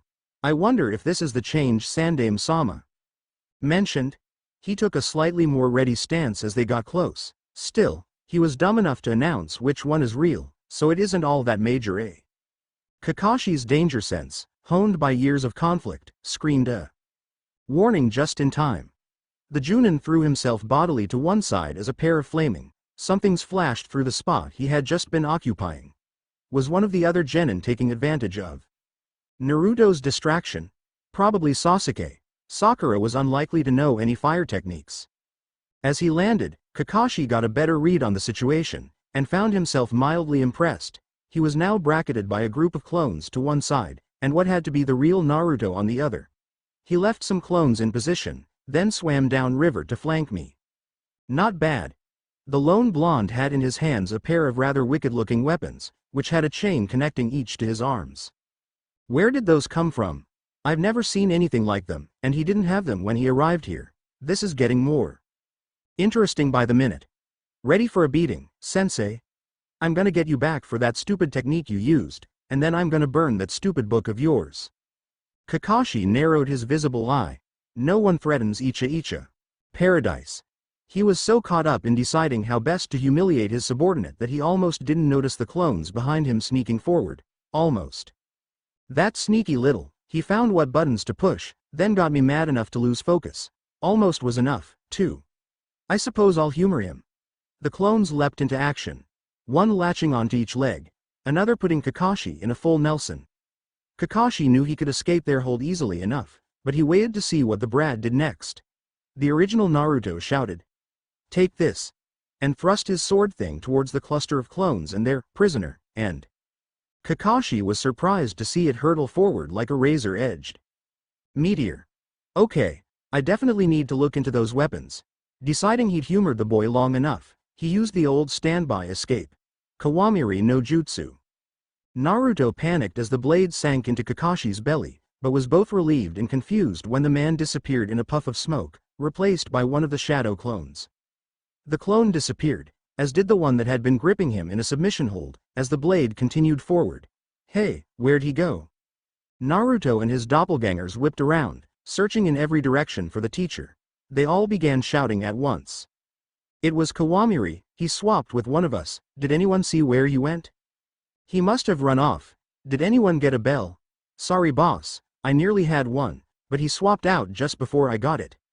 The real Naruto sighed before releasing the jutsu. We'll just need to do better on the next try. It's gonna be hard to surprise him again, though. Even if you didn't succeed, you did very well, brat. You certainly exceeded my expectations, as well as the one eyes. Now do you see the benefit of a little planning, as opposed to charging straight in? What planning? I was making that up as I went. I just thought, hey, I could use clones to distract him, and go around behind. Then I thought, hey, if I have one clone pretend to be the real me, it'd be more convincing. And then I thought, hey, I bet if I act as a second distraction, a clone could get a bell. That is planning, you freaking dumbass. The fact that you came up with it on the spot doesn't make it any less of a plan. Now just go find him, and be ready to make a new plan when you see what he's up to. Kakashi stopped a short distance from where Naruto had almost spitted him. Curiouser and curiouser, the Kyuubi vessel had suddenly switched from a mindless assault to a well-thought-out plan that nearly worked. He'd also suddenly acquired a set of rather interesting weapons, the likes of which Kakashi had never seen before. He had been a bit tempted to use his special eye to record Naruto's attack for later consideration, but if it had gotten out that the famed copy ninja had used his Sharingan against an Academy fresh rookie who had barely passed the graduation test, he would be a laughingstock. Guy would have never let him live it down. Well, time enough to worry about that later. For now, he could sense Sasuke hiding less than 10 meters away, and from the way his chakra was spiking, he was mad about something. Probably saw Naruto's little display, and was jealous of him having those obviously powerful weapons. May as well have a little fun with the Uchiha heir. Naruto's search brought him past the monument statue, where the alarm clock and lunchboxes were still resting. He paused. Well, Iruka-sensei always was pounding that saying into our heads. A ninja must see underneath the underneath. So if I can't get a bell. He was reaching for one of the lunches when his inner demon spoke up, rather forcefully. Freeze. While I can see why you think this is a good idea, think about it for a moment. In a mission, is your objective to do what the client is paying you to do, or is it to be paid? To complete the mission, of course. But what does that have to do with, lunch isn't the objective, it's the payment for winning. Damn it, I thought I had figured out the trick to this test. Trick to the, yes. Yes, I understand now. It is a trick. The whole test is a trick. Oh, that one-eyed lecher is a crafty one, all right. You'll learn a lot from him, once you pass. What the hell are you talking about, Fox? What trick? Think about it. How big are traditional shinobi teams? I think Iruka-sensei said 4. He said that was the perfect balance between speed and stealth, and combat strength. And genin are formed into teams of how many? 3, but the Junin-sensei makes 4. And they balance the teams so that the grades of the team members average out. They put the worst with the best and the second worst with the second best, and so on. Am I correct? Yeah. Where are you going with this? Why would they go to such painstaking efforts to put together well-balanced teams, then immediately split them apart? Especially in a manner that all but guarantees that the bottom half of the graduating class will be on the outs? An expression of wonder dawned on Naruto's face as he grasped what the fox was trying to tell him. They wouldn't. Kakashi lied about one of us getting sent back. It's all or nothing. But then, how do we pass? I think you need to figure that out. But here's a little hint. What is the point of the rules of this test? Naruto sighed, and flopped down at the base of a tree to think. To tell us what to do, except that the rules lie. So, the real mission is the opposite of what the rules say. So we need to not get a bell. But that would prove nothing, so that can't be it. What the rules make us do is go after Kakashi fast, because we need to get a bell before they're both gone. But none of us stand a chance on our own. Kakashi-sensei was just toying with me, and no way Sasuke Teme will do any better. Naruto shot up straight. His eyes widened as everything fell into place. The rules pit us all against each other. We're supposed to work together. The vessel could hear the laughter of his tenant echoing around the inside of his head. Good, much faster than I expected. That lump of gray pudding you keep in your skull is more useful than you let on. Now hurry. You have little time, and much to do if you're going to pull this off. Naruto walked into a clearing, Sakura unconscious in his arms. He had reassumed his search, now looking for his teammates, when he heard the girl scream in fear. He bolted for her location, but when he arrived, all he found was Sakura laying on the ground, uninjured. As near as he could tell, she had fainted. And now, as he carried her limp body in search of Sasuke, Naruto stumbled upon what had to be the funniest thing he'd ever seen. Uchiha Sasuke, heir to the famed Uchiha clan and Rookie of the Year, had been buried far enough underground that only his head was visible. Naruto barely managed to keep from dropping Sakura, as he shook with laughter. As it happened, the shaking of his body was enough to wake the girl in his arms, and when she saw who was carrying her, she punched him in the face, and he did drop her. Naruto. What the hell did you think you were, Sasuke-kun? No. The prodigy glared at his teammates. The idiot was rolling on the ground laughing, and the fangirl was sobbing for some reason or another. Sakura. Shut up. You're too loud.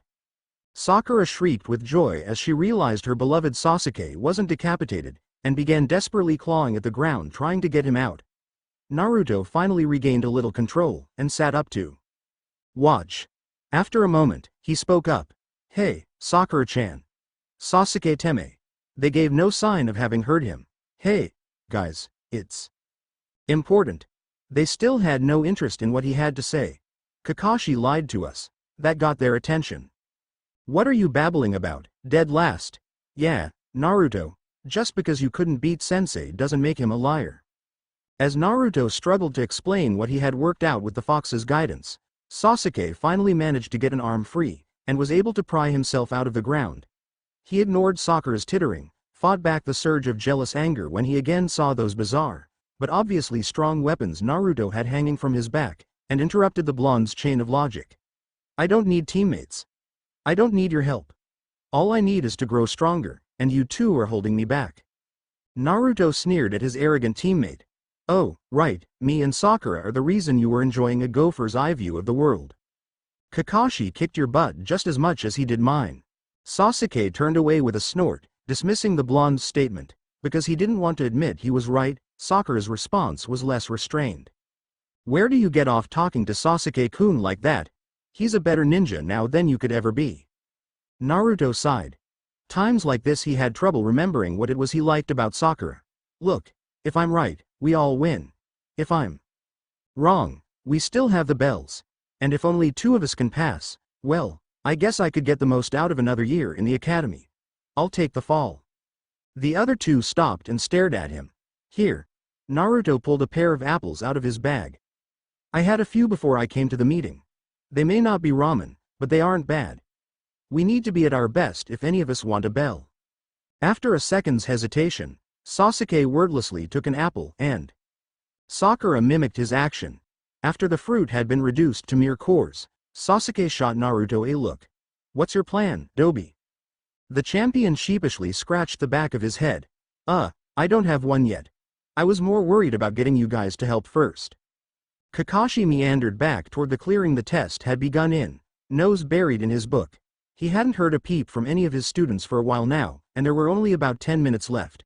Such a shame. Really, if Kakashi ever did take on a team, this one seemed to show enough potential to make it interesting. Still, if they couldn't figure out the bell test, then they weren't worth his time. He ducked under a low branch, stepped over a fallen log, and neatly sidestepped out of the path of one of Naruto's fiery chain weapons as it thundered by. In the next second, the blade's owner leapt from the undergrowth and began chaining together strikes that could have removed a man's limbs if they had connected. Kakashi had his attention on Naruto, wanting to get a better idea of what he could do with these oh-so-interesting toys. He kept leaping backwards, giving ground as Naruto swung in wide arcs and long thrusts. Kakashi could feel the heat from the flames running along the blades, and he noted that the blaze seemed to be chakra-fueled. One swing sheared a branch from a tree, slicing through like a flaming knife through butter. There were a number of other oddities about the ways the blades moved, allowing them to be used in ways that ordinary chain weapons couldn't. Something to check out later. Naruto was using the blades of chaos as swiftly and skillfully as he could, which meant that so far he was successful in keeping Kakashi on the move. The Ninetales was talking to him as he fought, speaking in low tones so as not to distract the boy. Remember what I told you. Certain patterns of attacks can be used in place of hand seals to use a jutsu from the blades. Left thrust, right thrust, now bring them both behind you and over your head and push some chakra down the chains.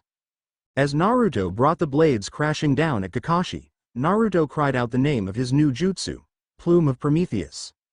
Where the double strike landed, a small fraction of hell seemed to force its way to the surface. A geyser of molten rock, 3 feet wide and twice as tall, erupted from the ground beneath Kakashi's feet, and only a swift Kawamiri saved him from third-degree burns. As the lava flow stopped and instantly cooled, Kakashi reappeared a short distance away.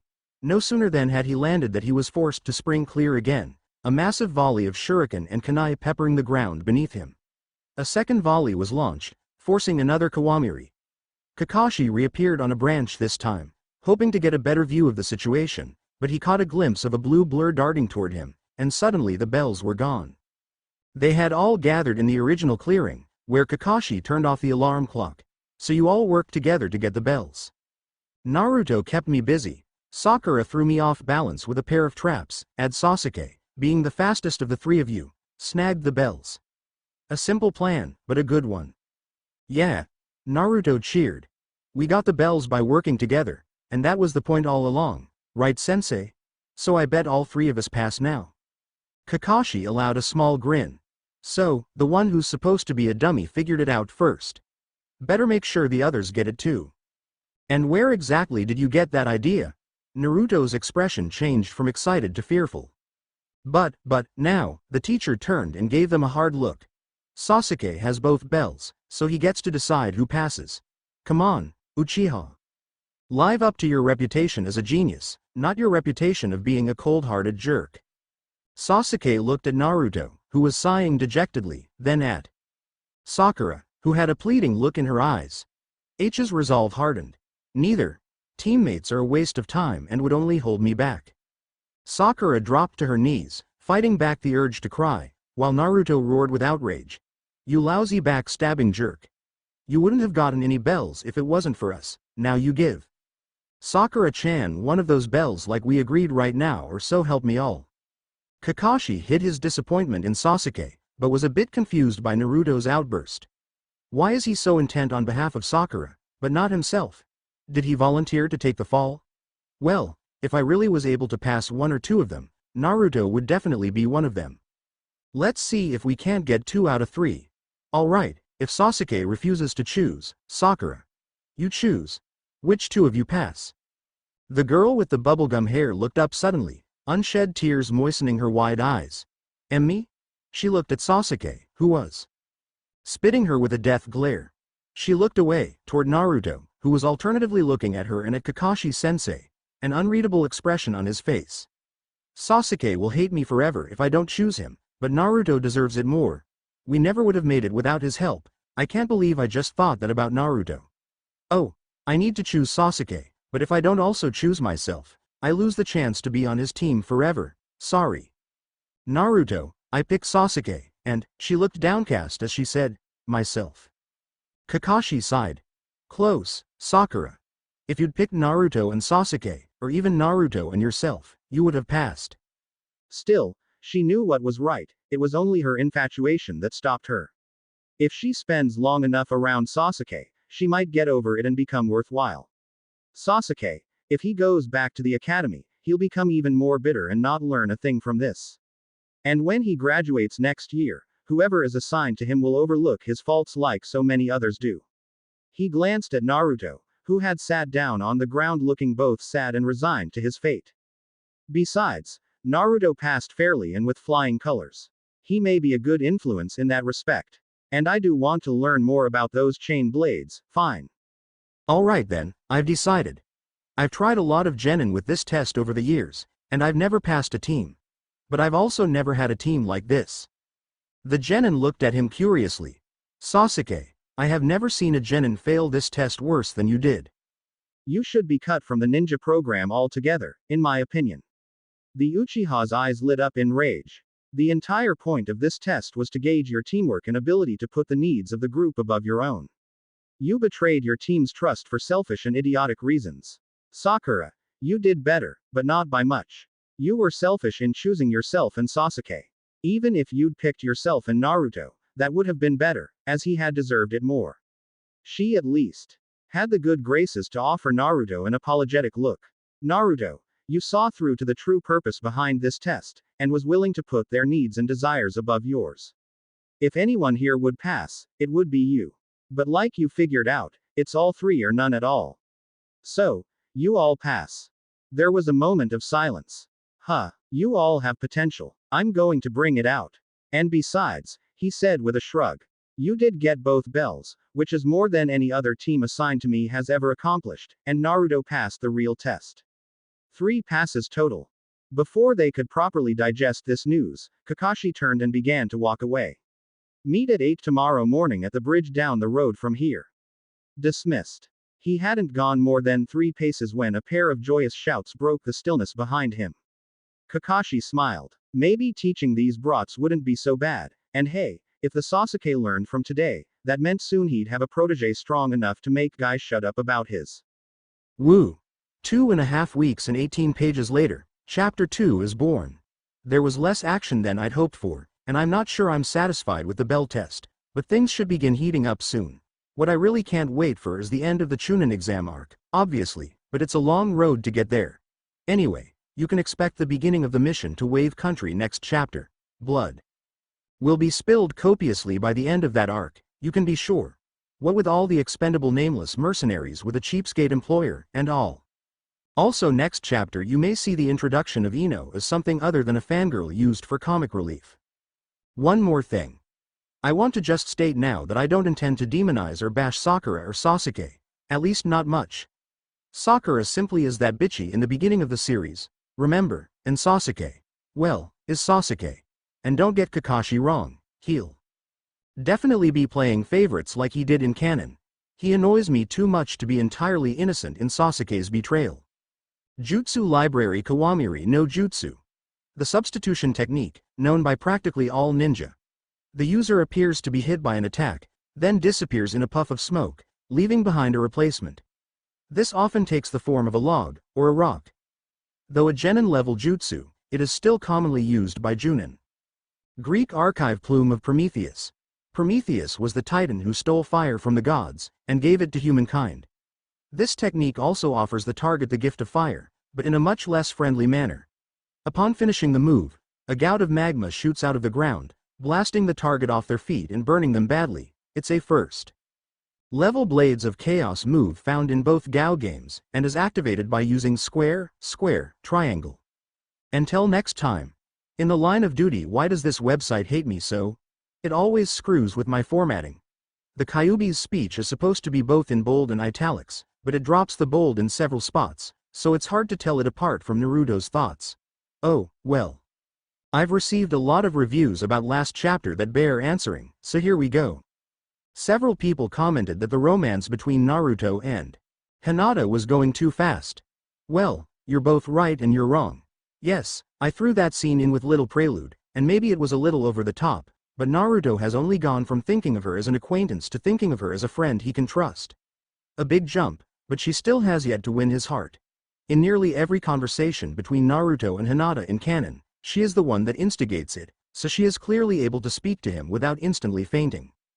Seeing Hermes would simply give her something worth asking about, so she has an excuse to gear up her courage and speak with him. In regards to her knowing about Kyuubi, maybe I should have explained this more clearly, but a red dot isn't what clued her off to the Kyuubi. She realized that's what the red dot was after a lot of other things came together. Consider this. She sees the structure of the seal by the way it altered his inner coils from the norm. At the center is a tiny dot of red chakra. Huh. That's funny. What's that all about? Oh, well, none of my business.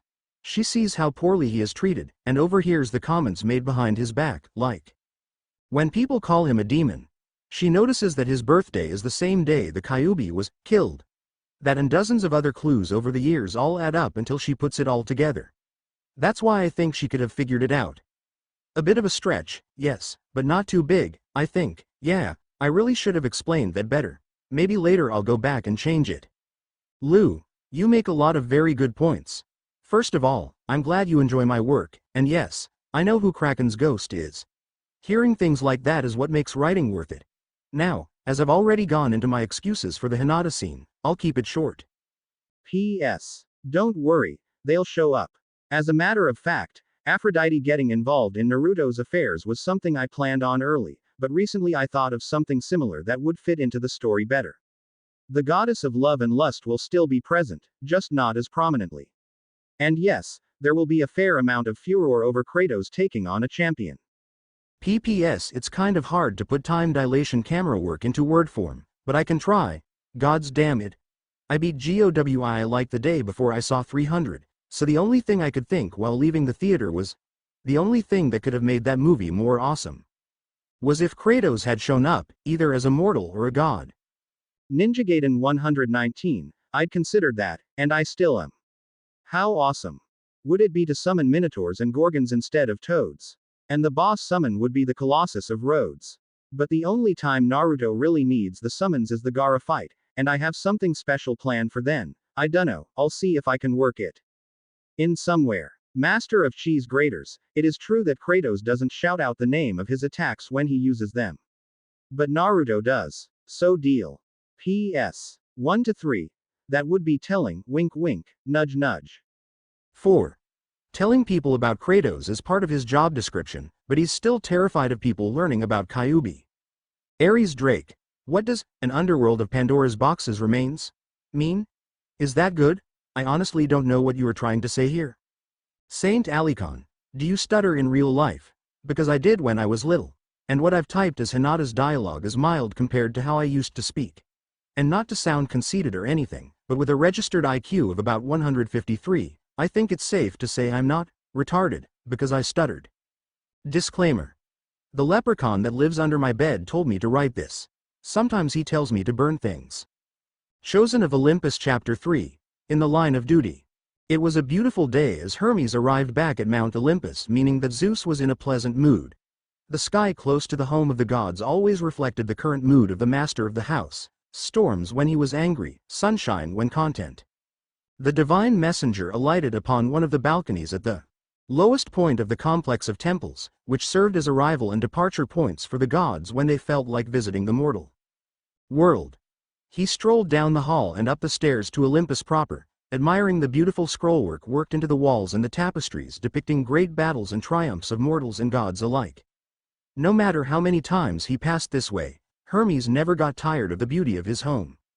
Even at his unhurried pace, it only took a few moments to reach the lower courtyard, the largest outdoor space on the mountain. It was filled with gardens, all lovingly tended by Demeter, and carefully crafted marble walkways meandered through the flower beds. There was an expanse of soft grass ringed by olive trees in the middle of the courtyard, at the center of which was a small stage. The muses would have a performance there every few days, and even now Hermes could see a few of them tuning their instruments in preparation for later. Poseidon and Apollo were reclining on the grass, deep in conversation about something or other, as they waited for the concert to begin. As Hermes drew closer, the Sea King's head snapped up, and he called the messenger over. Hermes, is it true what we've been hearing? Has Kratos chosen a champion? The winged messenger paused as he realized how much attention that question had gathered. Every god, demigod, and divine being in the courtyard had dropped what they were doing and hurried over, hoping to confirm whatever rumors they'd been hearing. Hermes shrugged. He always had liked being the center of attention. Yes, it's true. Our esteemed god of war and all-around killjoy Kratos was summoned by a mortal, and instead of casting this one into the abyss like so many before him, he gave him the chance to slaughter his foes in the name of Olympus. I just now returned from his home, where I delivered a scroll to help him use his new signature weapons. He has the blades of chaos then.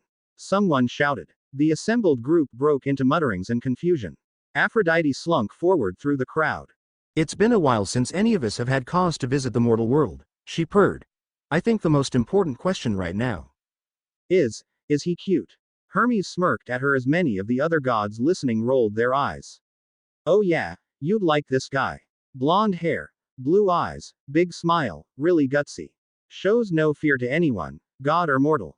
Ooh, maybe I ought to visit the mortal world for a little while. Maybe this champion would like to see that there's more to the gods than blood-crazed warriors and thieving tricksters.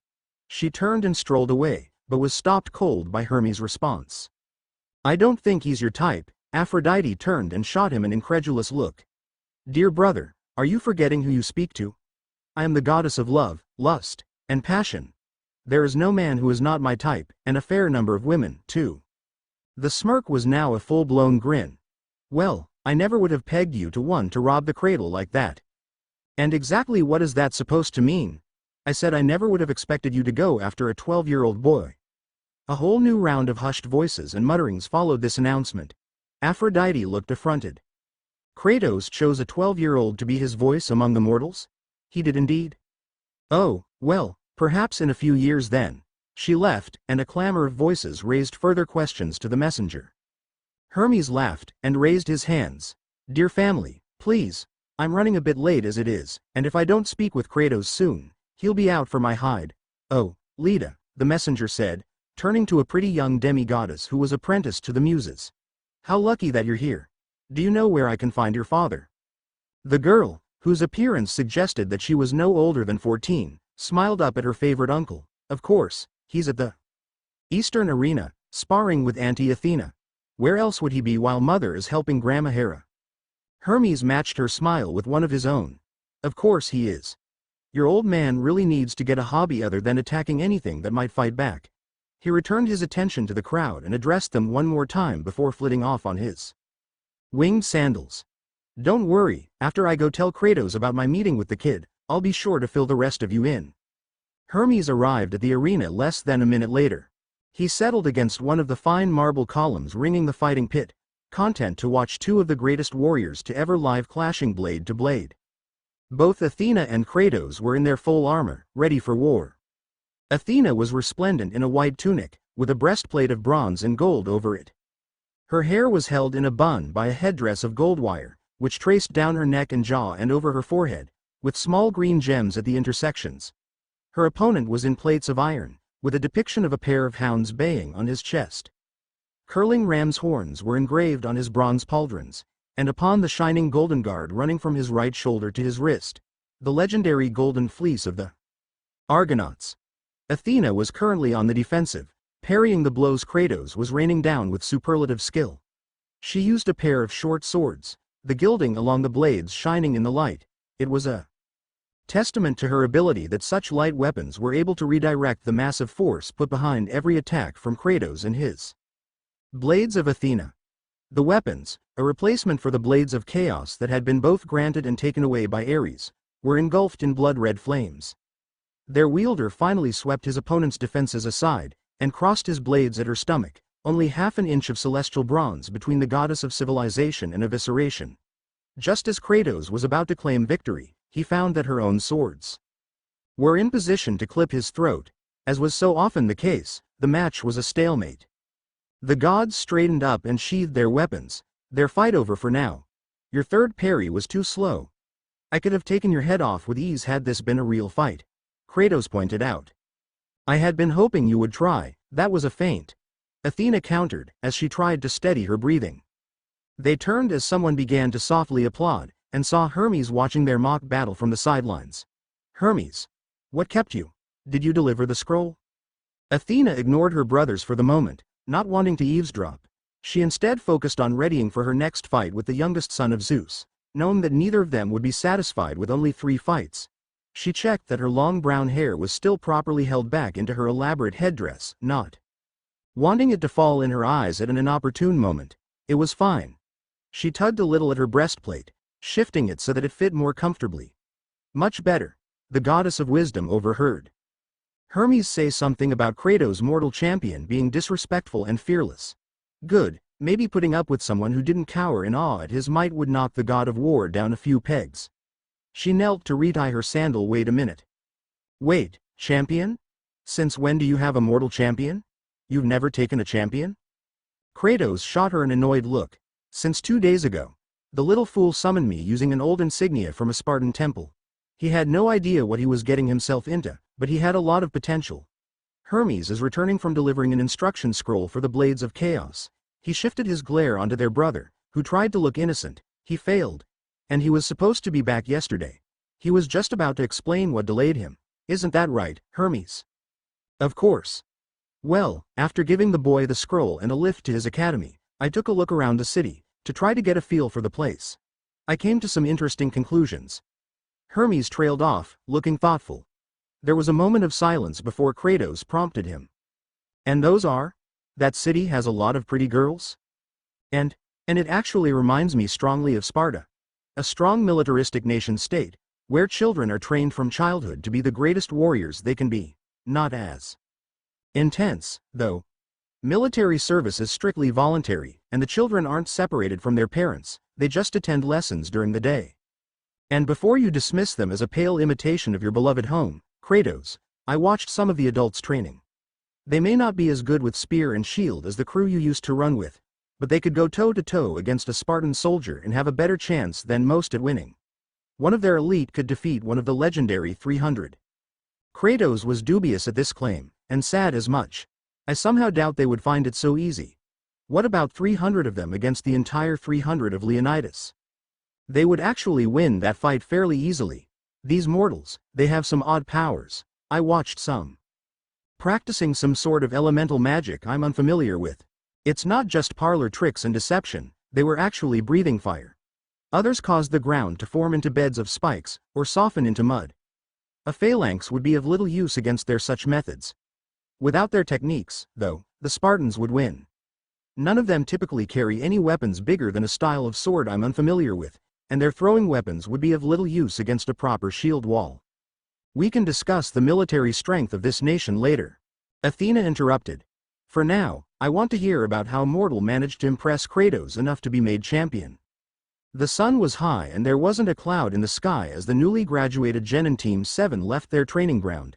A pleasant breeze swept by, carrying on it the faint sounds of birdsong.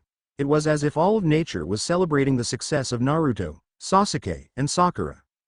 Too bad they were too busy yelling at each other to notice. I still can't believe you tried to do that, Sasuke Teme. The Teme in question snorted in derision. Don't blame me for being a realist. The strong succeed and the weak fail. That's how the real world works. What does that have to do with stabbing your teammates in the back? Sakura nervously glanced between her teammates. Ordinarily, she would have already screamed at Naruto for talking to Sasuke that way, and probably bopped him on the head for whatever his response was, but she decided to hold her immediate response for the moment. After all, she was still a bit upset that Sasuke would think so little of them even after they helped him. For now, she would let Naruto say the things she could never bring herself to say to her beloved Sasuke-kun. The argument continued unabated as they reached the edges of the village proper, but then Naruto stopped walking. Sakura and Sasuke watched, the girl in unconcealed astonishment and the boy in barely contained jealous rage, as Naruto bit his thumbs deep enough to break skin, and drew lines of blood over the chains on his arms. The metal smoked and glowed, and both the chains and the blades crossed over his back seemed to sink inward, disappearing into the blonde's flesh. Naruto, Sakura eventually managed to get out. How did you do that? Where did those weapons go? For that matter, where did you get them? You never had them before we graduated. Naruto grinned, scratching the back of his head in his accustomed manner. They were a gift. They're called the Blades of Chaos. Pretty neat, huh? I'm still learning the basics, but I think I was using them pretty well back there, wasn't I? What you were doing was the basics. Sakura gasped in disbelief. You made magma erupt out of the ground. Yeah. I can't wait to see what the advanced stuff can do. Sasuke's anger deepened every second as he tried to understand how an idiot who would probably die on his first mission could luck into such tools of obvious power. The pink one wasn't helping as she gawked at Naruto. Though he certainly wasn't jealous for the attention. No sir. Not at all. Sasuke sneered as he considered what a waste it was for whoever gave the fool those blades of whatever to such an unworthy excuse for a ninja. Oi, Dobi. Tell me who gave you those weapons.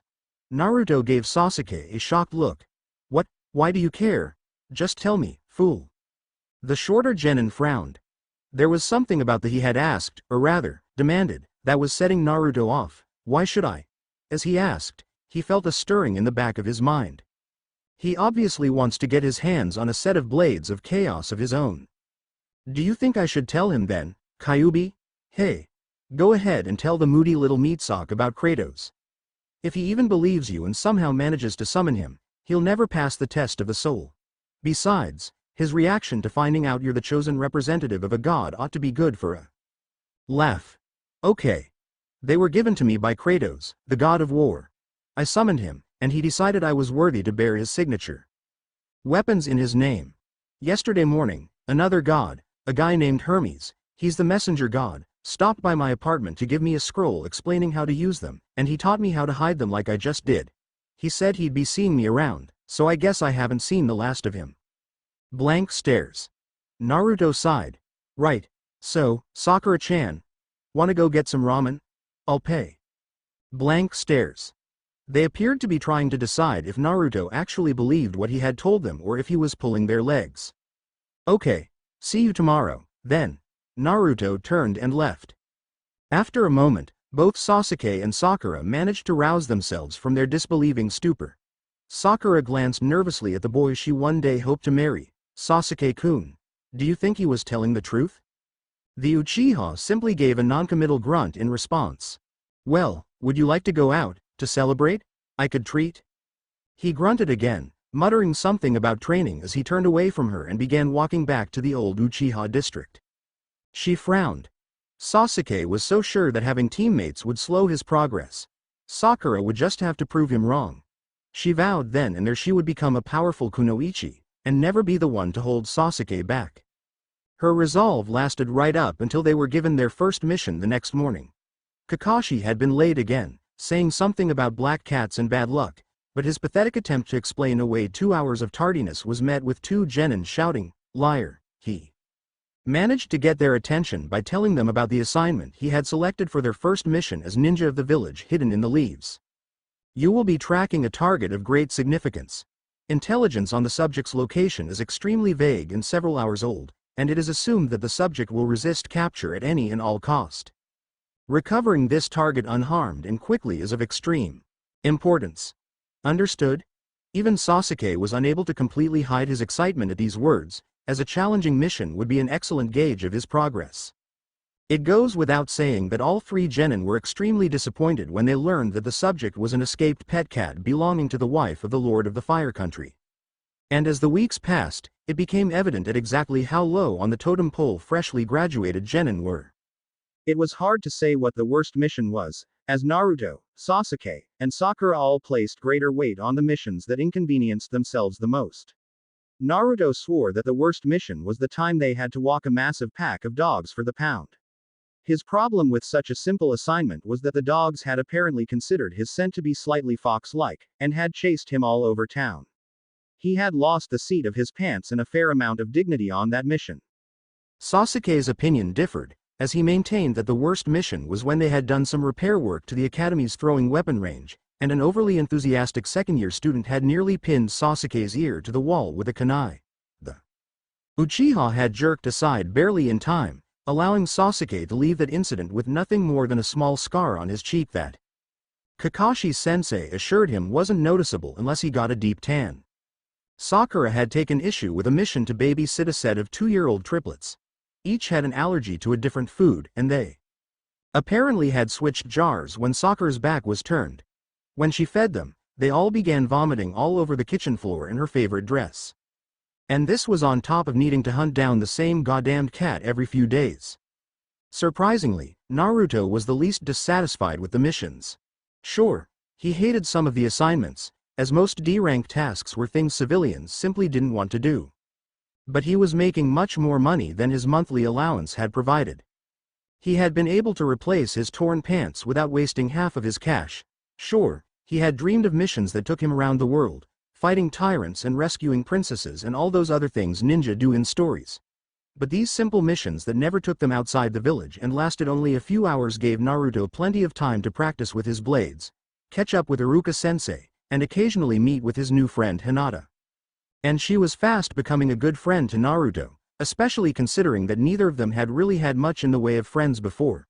They would meet at Ichiraku's or the training fields, or they would stop and say hello when turning in mission reports at the Hokage Tower. The two would simply talk, enjoying having a conversation with someone who was friendly and wasn't an authority figure. Topics would run from comparing assignments, to how Sasuke had pissed Naruto off recently, to the latest silly thing Kiba had done, to how Kurenai and Kakashi taught their teams. Naruto had ranted for nearly half an hour after hearing how much effort Kurenai put into teaching and training her students, especially compared to Kakashi.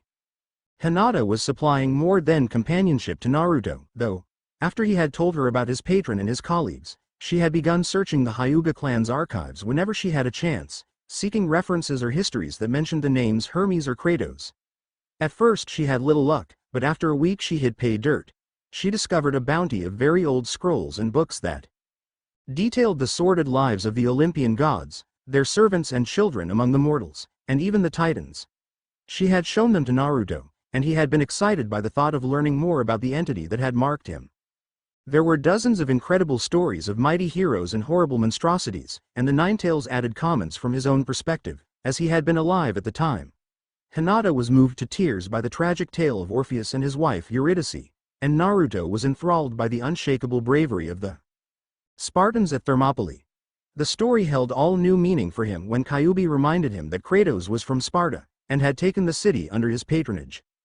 From both the histories and from what the Ninetales knew, which Naruto passed on to Hinata, Kratos was one of the many, many children of Zeus, sired on a mortal woman and kept ignorant of his father's identity. Raised in Sparta, Kratos was trained to be a soldier from the day he could walk, just as all Spartan males were. He quickly rose to the top of his age group, as the toughest, strongest, and most ruthless of all the trainee soldiers. Upon reaching manhood, he became the youngest captain in the entire Spartan army, with 50 men under his command. As the tally of victories grew longer, his command grew larger, until he was the general of thousands of the toughest, most skilled soldiers to ever raise a shield. They never suffered a loss until, that day, Naruto had realized that the events described were the very same that he had envisioned the night he was given the Blades of Chaos. A barbarian horde attacking Sparta, the city's proud defenders falling back from their overwhelming ferocity, Kratos calling for aid from Ares. That was another thing. Kratos wasn't the original god of war. Apparently, Ares had been the war god, but he was a conniving, cowardly backstabber. Kratos had served him faithfully for several years, leading his army in the name of the god of war, and then, well, that was when the stories conflicted.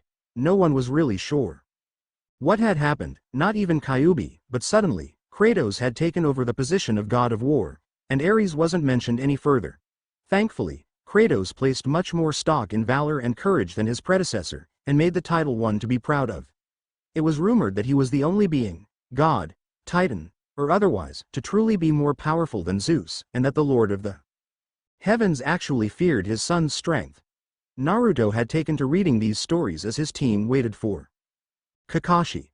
Sakura had demanded to know what he was reading. She was irked that she hadn't thought to bring reading material first, but had given him a funny look when he had responded. The Labors of Hercules. She was clearly surprised that his book wasn't smutty or about shinobi, and fairly put out that the dummy was reading a book that big that she hadn't heard of. All in all, things were going better for Naruto than they had for, well, ever. Konoha's Jinchuriki parted the short curtain that separated the outside world from that little slice of heaven known as Ichiraku's ramen stand. Stepping through, Naruto cheerfully greeted Ayame, the waitress and daughter of the stand's owner, turned to his usual seat, and found it occupied. Yamanaka Ino was sitting on Naruto's favorite stool, enjoying what appeared to be a bowl of shrimp ramen. Naruto was surprised to see her there, the way she was always going on about being on a diet so she could be nice and thin for her Sasuke-kun. Not wanting to make an issue of her choice of seat, Naruto just sat down next to her on Iruka's usual spot. "Hi, Ino. What are you doing here?" The blonde girl turned and raised one delicate eyebrow at him, pointedly lifting a few more noodles to her lips. "I'm eating. What does it look like?" "Hey, no need to get snippy," Naruto said, before turning and ordering 5 bowls of miso ramen to start. "I just thought you would be eating with your family, or your team. And aren't you always saying how fattening ramen is?" Ino just shrugged. "That's why I don't have it often. I can be bad on occasion as long as I stick to my diet most of the time. And I just really needed to get away from those idiots for a while. We've gone to the same barbecue restaurant every night this week. You got Shikamaru and Choji for teammates, right? They aren't that bad. Cut them some slack." Yeah. Ino stared into her ramen bowl. "They aren't bad, not really. I could have had worse teammates. They just annoy me so much sometimes. Shikamaru never does anything he isn't forced to. Choji never stops eating, not even during training, and Asuma-sensei would rather sit around smoking and playing old man games with Shikamaru than train us. At this rate, I'll never be a strong kunoichi." Naruto grinned at her, wanting to cheer her up. "Look at it this way. At least your sensei teaches you stuff and goes places with you. Kakashi's sensei hasn't taught us anything since that stupid bell test. He just makes us wait for hours before he shows up, gives us some lame assignment, then sits around reading that perverted book of his until we finish. Bell test? Well, I bet your team hasn't had to mow all the lawns in a 5-block area because the gardener broke his leg. That's nothing. We had to paint 3 coats onto a 1/4-mile long fence. We had to skim half a ton of leaves and bugs out of a city council member's swimming pool. I got my pants torn up by a pack of dogs. That's why I've got these, now." He indicated his current attire, which Ino had already noticed was different than his normal orange eyesore. His pants were of a similar design, but in black, and instead of his garish orange jacket, he had on a darker reddish-orange vest over his normal t-shirt. Not bad, especially compared to before, Ino decided. At least now. Kakashi's sensei doesn't complain about me standing out on missions. HMMPH. We had to clean out an old shed in someone's backyard, and there was a barrel full of year-old apples in there. There were flies everywhere. Yeah, well, nothing could have been grosser than when Kakashi's sensei volunteered us at the retirement center. I had to rub this stinky ointment onto an old lady's bunions. Ino scowled at Naruto. Emptying a septic tank. Okay, you win. They sat in silence for a moment, not eating, not after that discussion, and it was Ino who spoke first. "So, speaking of teammates, how's Sasuke-kun? Does Forehead Girl still think she can take him away from me?" That's one way of putting it, I guess. Sakura-chan still keeps trying to get his attention, but it doesn't work." Seeing Ino's triumphant look, he was quick to add, "She's not having any more luck with him than you are." Her smirk became another scowl. Sasuke ignores both of us whenever he can. Keeps saying that being part of a team will slow him down. Naruto chuckled quietly before returning to his ramen. Get this. He's started bringing a Kusari-gama to meetings. He won't answer any questions about it, but it's so obvious he's jealous of me for having my own chain blades. He ignored Ino's questioning look. I still don't get why Sakura-chan chases him so much when I go out with her in a heartbeat, but... Ino slammed her hand on the countertop, interrupting him. Of course she chases him. She does for the same reasons I do. He's cool, he's strong, he's hot, he's the best ninja around. Every girl wants him. But he's such a jerk. Don't call him names. He is not a jerk. He's the most sought-after guy in town. Doesn't mean he's not a jerk. Naruto pouted. They both sulked for a moment, but then Naruto thought of something. Hey, Ino, let me ask you something. Let's hear it. If you were to describe your perfect guy, not any one guy in particular, just the perfect guy, how would you describe him? Why do you ask? Just humor me, will ya? Well, he would have to be nice, and funny, and have a great smile, and be sensitive to my feelings. But Sasuke isn't any of those things. Ino froze. As much as she hated to admit it, just shut up. Naruto finished his last bowl of ramen, and signaled to Ayame for 5 more. Ino watched with the usual astounded, mildly disgusted expression most people wore when they saw Naruto eat ramen as he piled into his meal with gusto. And I thought Choji was a big eater. She watched him go for a moment more, before finishing her own bowl, putting the money on the counter, and standing up. See you around, Naruto. Good luck with your sensei. The vessel swallowed his latest mouthful of the heavenly noodles, and turned to face her. Thanks, Ino. You too. They parted ways for the night. As Ino returned home, she found herself thinking about Naruto. Maybe there's more to him than I thought. She smirked a little as she walked. Still not as cool as Sasuke-kun, though. Good morning, Team 7, if only just. The Hokage puffed on his pipe as he considered the children standing before him.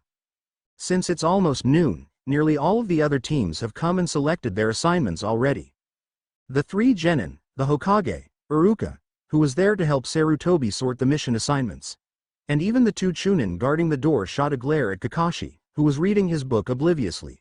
So, your choices are, clearing poison oak out of a vacant lot, or clearing poison sumac out of an overgrown drainage ditch.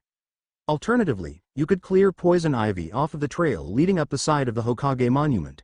So, he said, with a dry chuckle, pick your poison. No way. Come on, old man. Give us a real mission. Naruto's outburst was cut short by his sensei's fist, which had bopped him over the head. Surprisingly, though, Sakura agreed with her loud teammate. Naruto's right. Hokage-sama, we've been doing D-rank missions for a month now. Can't we get a better mission by now? I know we meet official requirements. I looked them up a week ago. A genin team must have completed a minimum of 15 D-rank missions before a C rank can be requested. We've done 24. Iruka slammed his hand on the table to quiet the genin down, much as he had often done in class. Naruto. Sakura. Show some respect, Sakura. You apparently missed the part in the requirements that specifies that after 15 D ranks, the Junin instructor can request a C rank. Iruka. That single calm word from the village's supreme authority figure was enough to silence the Chunin's anger. They are within their rights, and they are indeed qualified. To be honest, I am surprised that Kakashi-kun hasn't requested one already. The Junin in question looked up from his book, ran a glance over his students, and returned to his reading. I suppose they could handle one. Hokage-sama, I would like to formally request a C-rank mission for Genin Team 7. The Hokage nodded, but Iruka looked like he was struggling to hold his tongue. After a moment, he sighed in defeat and sat down, rifling through the scrolls on the table before him. Here's a simple one. It's an escort and guard mission, consisting of 2 or 3 days of travel, followed by about 2 or 3 weeks of guard work. No distinct threats, just a precaution against bandits and highwaymen. Perfect for a genin's first C rank. Naruto whooped in excitement, Sakura gave a quiet cheer, and Sasuke tightened his grip on his new weapon, a feral grin appearing on his face for a brief second. Kakashi said, without looking up, I think it meets with their approval. So who are we protecting? Naruto asked gleefully. A princess? A daimyo? An ambassador? Iruka smirked at his favorite student, knowing that the look he was about to have on his face would be priceless. "Sir, you can come in now. We have your escort selected."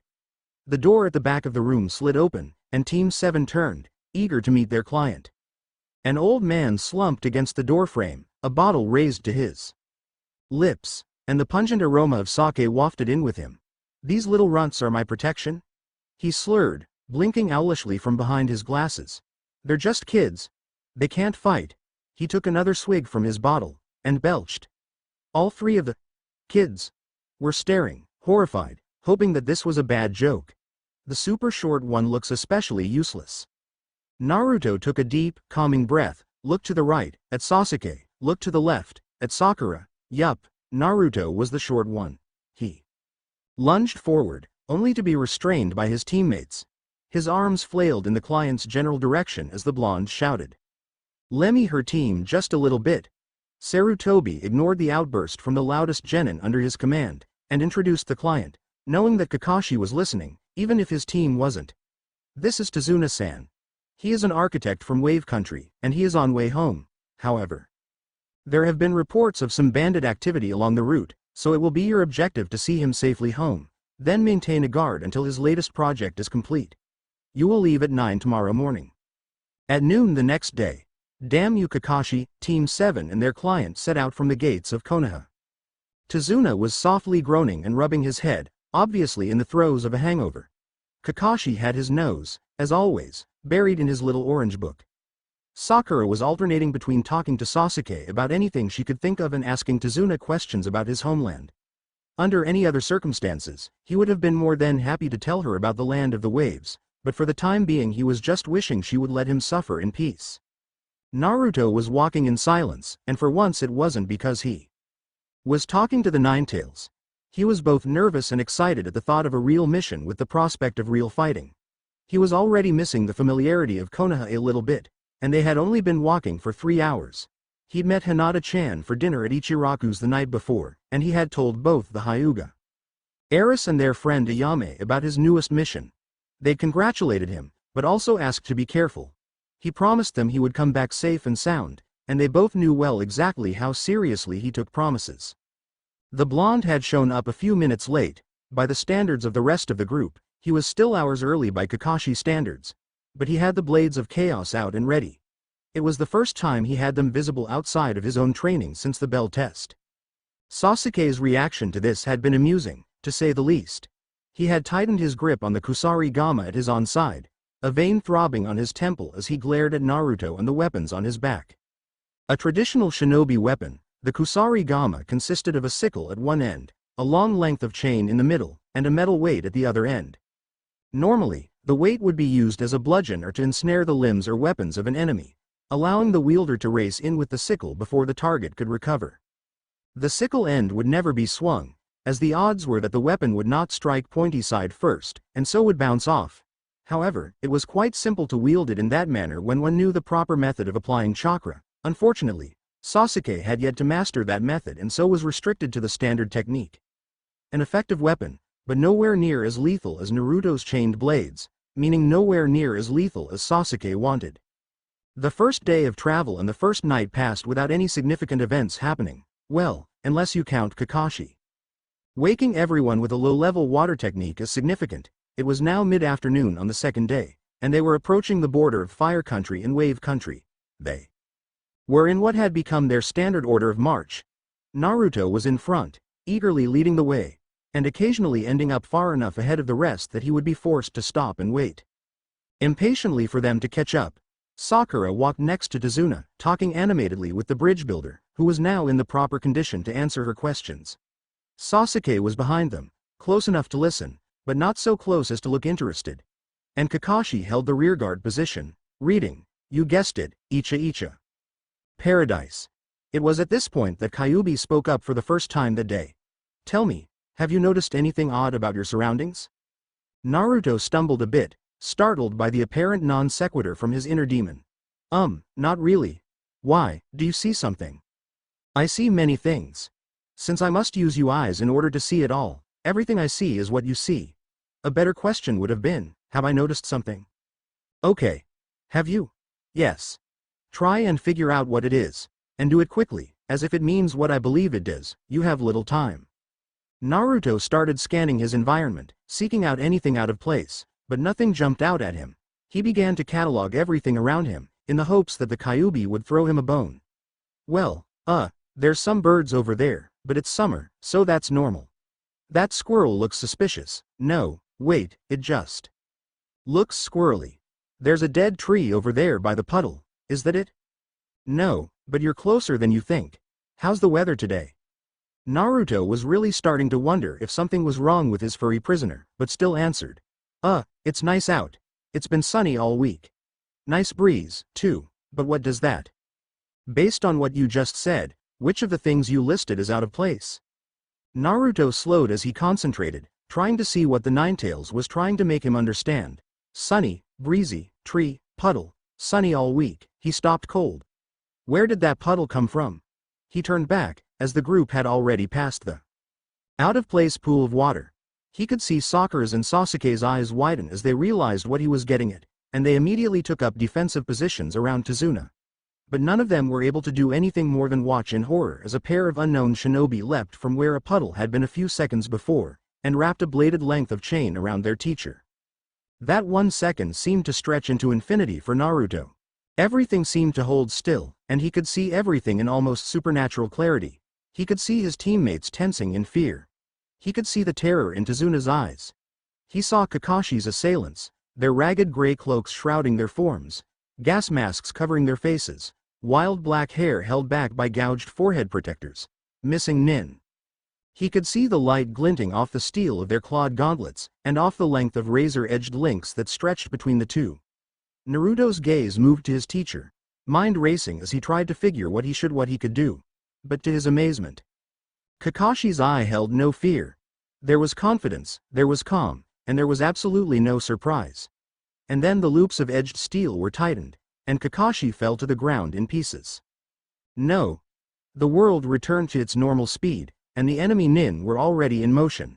One down, the one on the left muttered. As Naruto was at the front of the group, he was the furthest from the attackers. One made a beeline for Sasuke, and the other lunged for Sakura and Tazuna. Naruto hesitated, not sure who to help. Sasuke leapt forward to meet his attacker, and managed to intercept the first blow with the sickle of his Kusarigama. He's managing. Sakura it is, then. Sakura was standing ready, a kunai held in a defensive stance and Tazuna behind her. The second enemy Nin was heading straight for her, and it was taking all of her considerable willpower not to panic. She readied herself for the attack that was to come, but at the last second, the missing Nin from the village hidden in the mist. Even under such conditions, her mind noted and identified the symbol on his scratched Hittite sprang to one side, and darted past the kunoichi. Tazuna-san. Look out. She tried to intercept the attack, but she could already tell she wouldn't be fast enough. But to her great surprise, instead of the expected sound of a man's dying gasp, she heard the clang of metal against metal. Naruto was there, blades of chaos in hand, holding back the missing Nin's strike. The man's clawed gauntlet clutched at the flaming steel, as the two engaged in a brief contest of strength. His gray eyes, cold and heartless, glared into Naruto's deep blue. Give it up, little genin, he growled, his voice given a creepy distortion by his oxygen mask. Even if you did have a chance to beat me, my brother will join me as soon as he finishes off your little friend. The Jinchuriki's gaze flicked over his enemy's shoulder, and a feral grin rose out of his snarl. Really? 'Cause it looks like my sensei is kicking his ass pretty good. Nice try, kid, but I'm not falling for a trick as lame as you are. The assassin dropped like a sack of bricks, Kakashi's strike to his neck having instantly sent him to dreamland, to join his already unconscious brother. After reassuring his students that he was all right, he explained that he had merely used the substitution technique to escape the trap and observe the demon brothers, as he called them, intent. It was clear that, after dispatching the Junin, the men of Kiri had immediately targeted the only non-combatant in the party. Tazuna-san? I do believe you have some explaining to do. Chapter 3, Out the Door. I know, I'm sorry, this chapter was shorter than the first two, but I wanted to separate the chapters at this point, as I want a little feedback on an issue before I advance the story any further. A lot of people are commenting on my choices for Naruto's harem. Some want one person or another added, or removed, for this reason or that. Well, I'm stubborn. But now, there's a change I'm considering, and I want to hear what you think. This isn't a vote, I make no promises. I just want to get a feel for what you think, and I'll say it right now.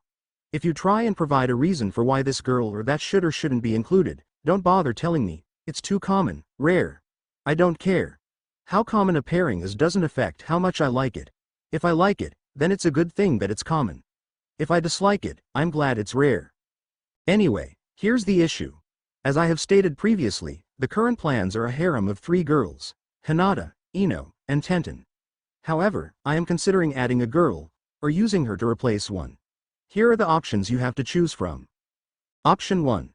Status quo. Keep it Naru, Hina, Ino, Ten. Option 2. Addition. Make it Naru, Hina, Ino, Ten, Fem Haku. Option 3. Replacement. Make it Naru, Hina, Ino, Fem Haku. Hinata and Ino are in, no matter what. Currently, I'm leaning towards option 3. Though I would feel a little bad about tossing Tenten out in the cold like that, it's going to be tough enough to maintain a balanced relationship between one guy and 3 girls, much less 4. To be honest, I'm also a little tempted to toss Tamari, Kin, Hanabi, and Oriyame in there, but there is no way I'm going as high as 5 girls. Probably. Damn my being a red-blooded young adult male and having such an interesting imagination. Seriously, 5 is more than I could handle writing, even 4 is pushing it. Oh, one last thing about this harem decision. No older girls. As much as I like the characters of Kurenai, Anko, Shizune, and, God help us, Tsunade, and as much as I enjoy reading well-written stories pairing them with Naruto, I am not adding anyone that much older than him to the harem, period. And for those of you who noticed, what's this? Kratos' wife and daughter are not only alive, but they are living on Mount Olympus. How can this be? To make up this chapter's length to you, and the fact that it may be a while before I'm able to update again, I'm adding a few outtakes and goofy things I thought of and liked, but couldn't work into the story. Don't consider them canon to the main story, or anything. Enjoy. Outtake 1. History repeating itself 30 years after the attack of the 9-tailed fox. Hokage-sama. They have arrived. Iruka, how many times do I need to tell you? Uzumaki Naruto. Rokudame Hokage of Konohakagure looked up at his first teacher and longtime friend, bright blue eyes looking up from under his big traditional hat. I'll always be Naruto to you. You don't need to be so formal.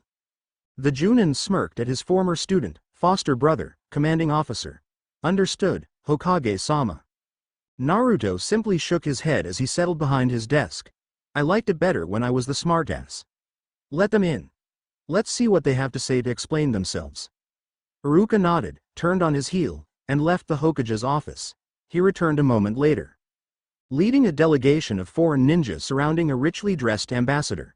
When the diplomat spoke, his voice was deep and unctuous. I bear greetings from the lords of Earth Country, Rokudame. Hokage-sama. The Tsuchikage wishes he could meet you in person. But unfortunately, he currently has far too many demands on his time to do so. I'm sure. Planning raids on defenseless towns must be exhausting work. The barb didn't faze the Iwa ambassador in the slightest. He asks that I come before you in his name, that we may come to a mutually beneficial resolution to the current situation as swiftly as possible. Naruto raised an eyebrow at that. Translation. You're here to give us the terms of our surrender. No surrender need be involved, honored Hokage. Simply a token display of fealty to the will of Iwa. A small donation of earth and water. Earth and water, you've come to the wrong place for that, I'm afraid. This is Fire Country, you're the ones from Earth Country. And as I understand it, you've already launched a few attacks into Water Country, so you should be set for that. We have fire though, we'll happily provide you with lots and lots of fire. Will that help? The ambassador from Stone seemed to be losing his patience with the Hokage's flippant comments. You don't seem to understand your position here, Hokage-sama, he spat, making the title sound like a curse. The armies of all Earth Country and our allies wait to descend upon you. They want their revenge for the last war, and they will jump at any opportunity to take it. The only way your people will survive is if you accept Tsuchikage-sama's generous terms and submit. The chosen of the war god mulled that over for a moment. Submit, you say we need to submit to your lord. He stood and walked around the ambassador's escort, sliding open the office doors. Walk with me. he strolled away down the hall without waiting for the ambassador, who scurried to catch up. Tsuchikage-sama offers much, should you accept, Hokage? You worry for your people? They will be safer than they're even now. You worry for your village? It will be more prosperous than ever before. You worry for your seat of power? You will rule all of Fire Country, not merely the region surrounding the village. And all you must do is kneel before him. Their walk had taken Naruto, the diplomat, and his escort to a broad balcony on the Hokage Tower's top floor, which offered a fantastic view of the village, the Hokage monument, and the surrounding forest. Several leaf nin were already there, and more filtered up behind the stone nin to watch the proceedings. Naruto didn't answer immediately, instead gazing upon the 6 faces carved into the stone of the mountainside. 2 of those faces he knew personally. One he had seen only once in person the day he was born, the day the Ninetales was sealed within his body. And the last, he saw in the mirror every day. Naruto sighed, and slid off the traditional Hokage robes, leaving his upper body clad in only a dark orange vest. Doing so revealed a few things, a few mementos, from the adventures he'd had in the past. Chains of iron and bronze, wrapped around each forearm. A small tattoo in the shape of a blue trident on his left bicep. A massive patch of scar tissue, directly over his heart. There were no other scars, he still healed too well for that. The Rokudame tossed the robes on the railing, leaning against it as his gaze wandered across the village he loved so much. This action gave the ambassador a clear view of what else the heavy Hokage robes had covered. The Rokudame Hokage's legendary weapons, the Blades of Chaos. They were just as magnificent as the rumors claimed, all bronze and iron, with a massive red gem set in the guard of each. The jewels glowed, lit from within by an unknown power. Arcane runes the color of fresh blood shimmered along the flat of each blade. Weapons fit for a king. His reverie was interrupted by the Hokage speaking, without bothering to turn around. You still haven't told me one thing. Exactly. How does your lord intend to force us to submit, should we refuse to do so willingly? Last I checked, Konoha was still the most powerful hidden village around. The ambassador smiled grimly, stepping up to the railing next to the Hokage. You are correct, the Leaf Village is powerful. Enough so that an outright attempt to conquer it would be of extreme difficulty. However, what you apparently have not yet been informed of is that we have accepted the remnants of Sound Village into our fold, and that we have secured the Raikage as an ally. Cloud and Sound Nins, on top of your own forces. We'd be outnumbered a little more than 2 to 1 by forces that all bear a grudge against us. Exactly. Why throw yourselves into a war you cannot hope to win? Simply bow before the might of Tsuchikage-sama, and all of these worries disappear. Naruto sighed, straightened up, and stepped away from the railing. He turned, passing an emotionless gaze across the gathered Leaf Nins, close friends and comrades all, as they waited for his response. Wordlessly, he swiftly drew one of the Blades of Chaos and leveled it at the ambassador's throat. The man's escort began to draw weapons, but were immediately restrained by the Leaf Nin at their backs. What are you doing? You cannot do this. The man tried to back away, but he was already leaning against the railing, all that separated him from a 12-story drop. No one attacks a messenger. You cannot kill me. You come before me full of threats for my village, bribes for myself, and conspiracies with my home's enemies, and you think I will simply stand by while my people are enslaved? If you kill me, the Tsuchikage will burn your precious city to the ground. You cannot do this. This is madness. Madness? Naruto, 6th Fire Shadow and the chosen of Kratos, god of war, looked away. His spiky locks of blonde hair covered his deep blue eyes from view. A slow grin, a malicious and feral smile more suited to a wolf than a man spread across his face. When his head whipped back up, the ambassador recoiled from the Hokage's glowing red eyes and fanged grin. This is Konoha. And with that pronouncement, Naruto lashed out at the diplomat, kicking him over the rail to the unforgiving ground below. Outtake 2. The wrong scroll at the beginning of Chapter 2, when Hermes gives Naruto the training scroll. That's right. Oh, and I almost forgot, special delivery, and with the final word, Hermes rammed the scroll in his hand forward, slamming into Naruto's gut with incredible force, but rather than double the boy over in pain, the scroll simply vanished. Okay, do I even need to ask? What did you do now? I put the scroll into the seal. Now, it can never be stolen or lost, and the demon can read it and instruct you. As you reach new plateaus of skill, more will be revealed on the scroll. Really? So how do? Wait. What's on that scroll that's making the fox go crazy? What? What do you mean? Naruto looked confused, and more than a little worried as he looked up at Hermes. He's giggling and squealing about hitting the jackpot or something. I don't think fox demons are supposed to giggle. That is odd. Wait a minute, he's still laughing about something. Huh, what's a Cleveland steamer, eep? Wrong scroll. The messenger god slammed his hand into Naruto's stomach again, this time withdrawing the scroll, accompanied by a disappointed howl from the fox.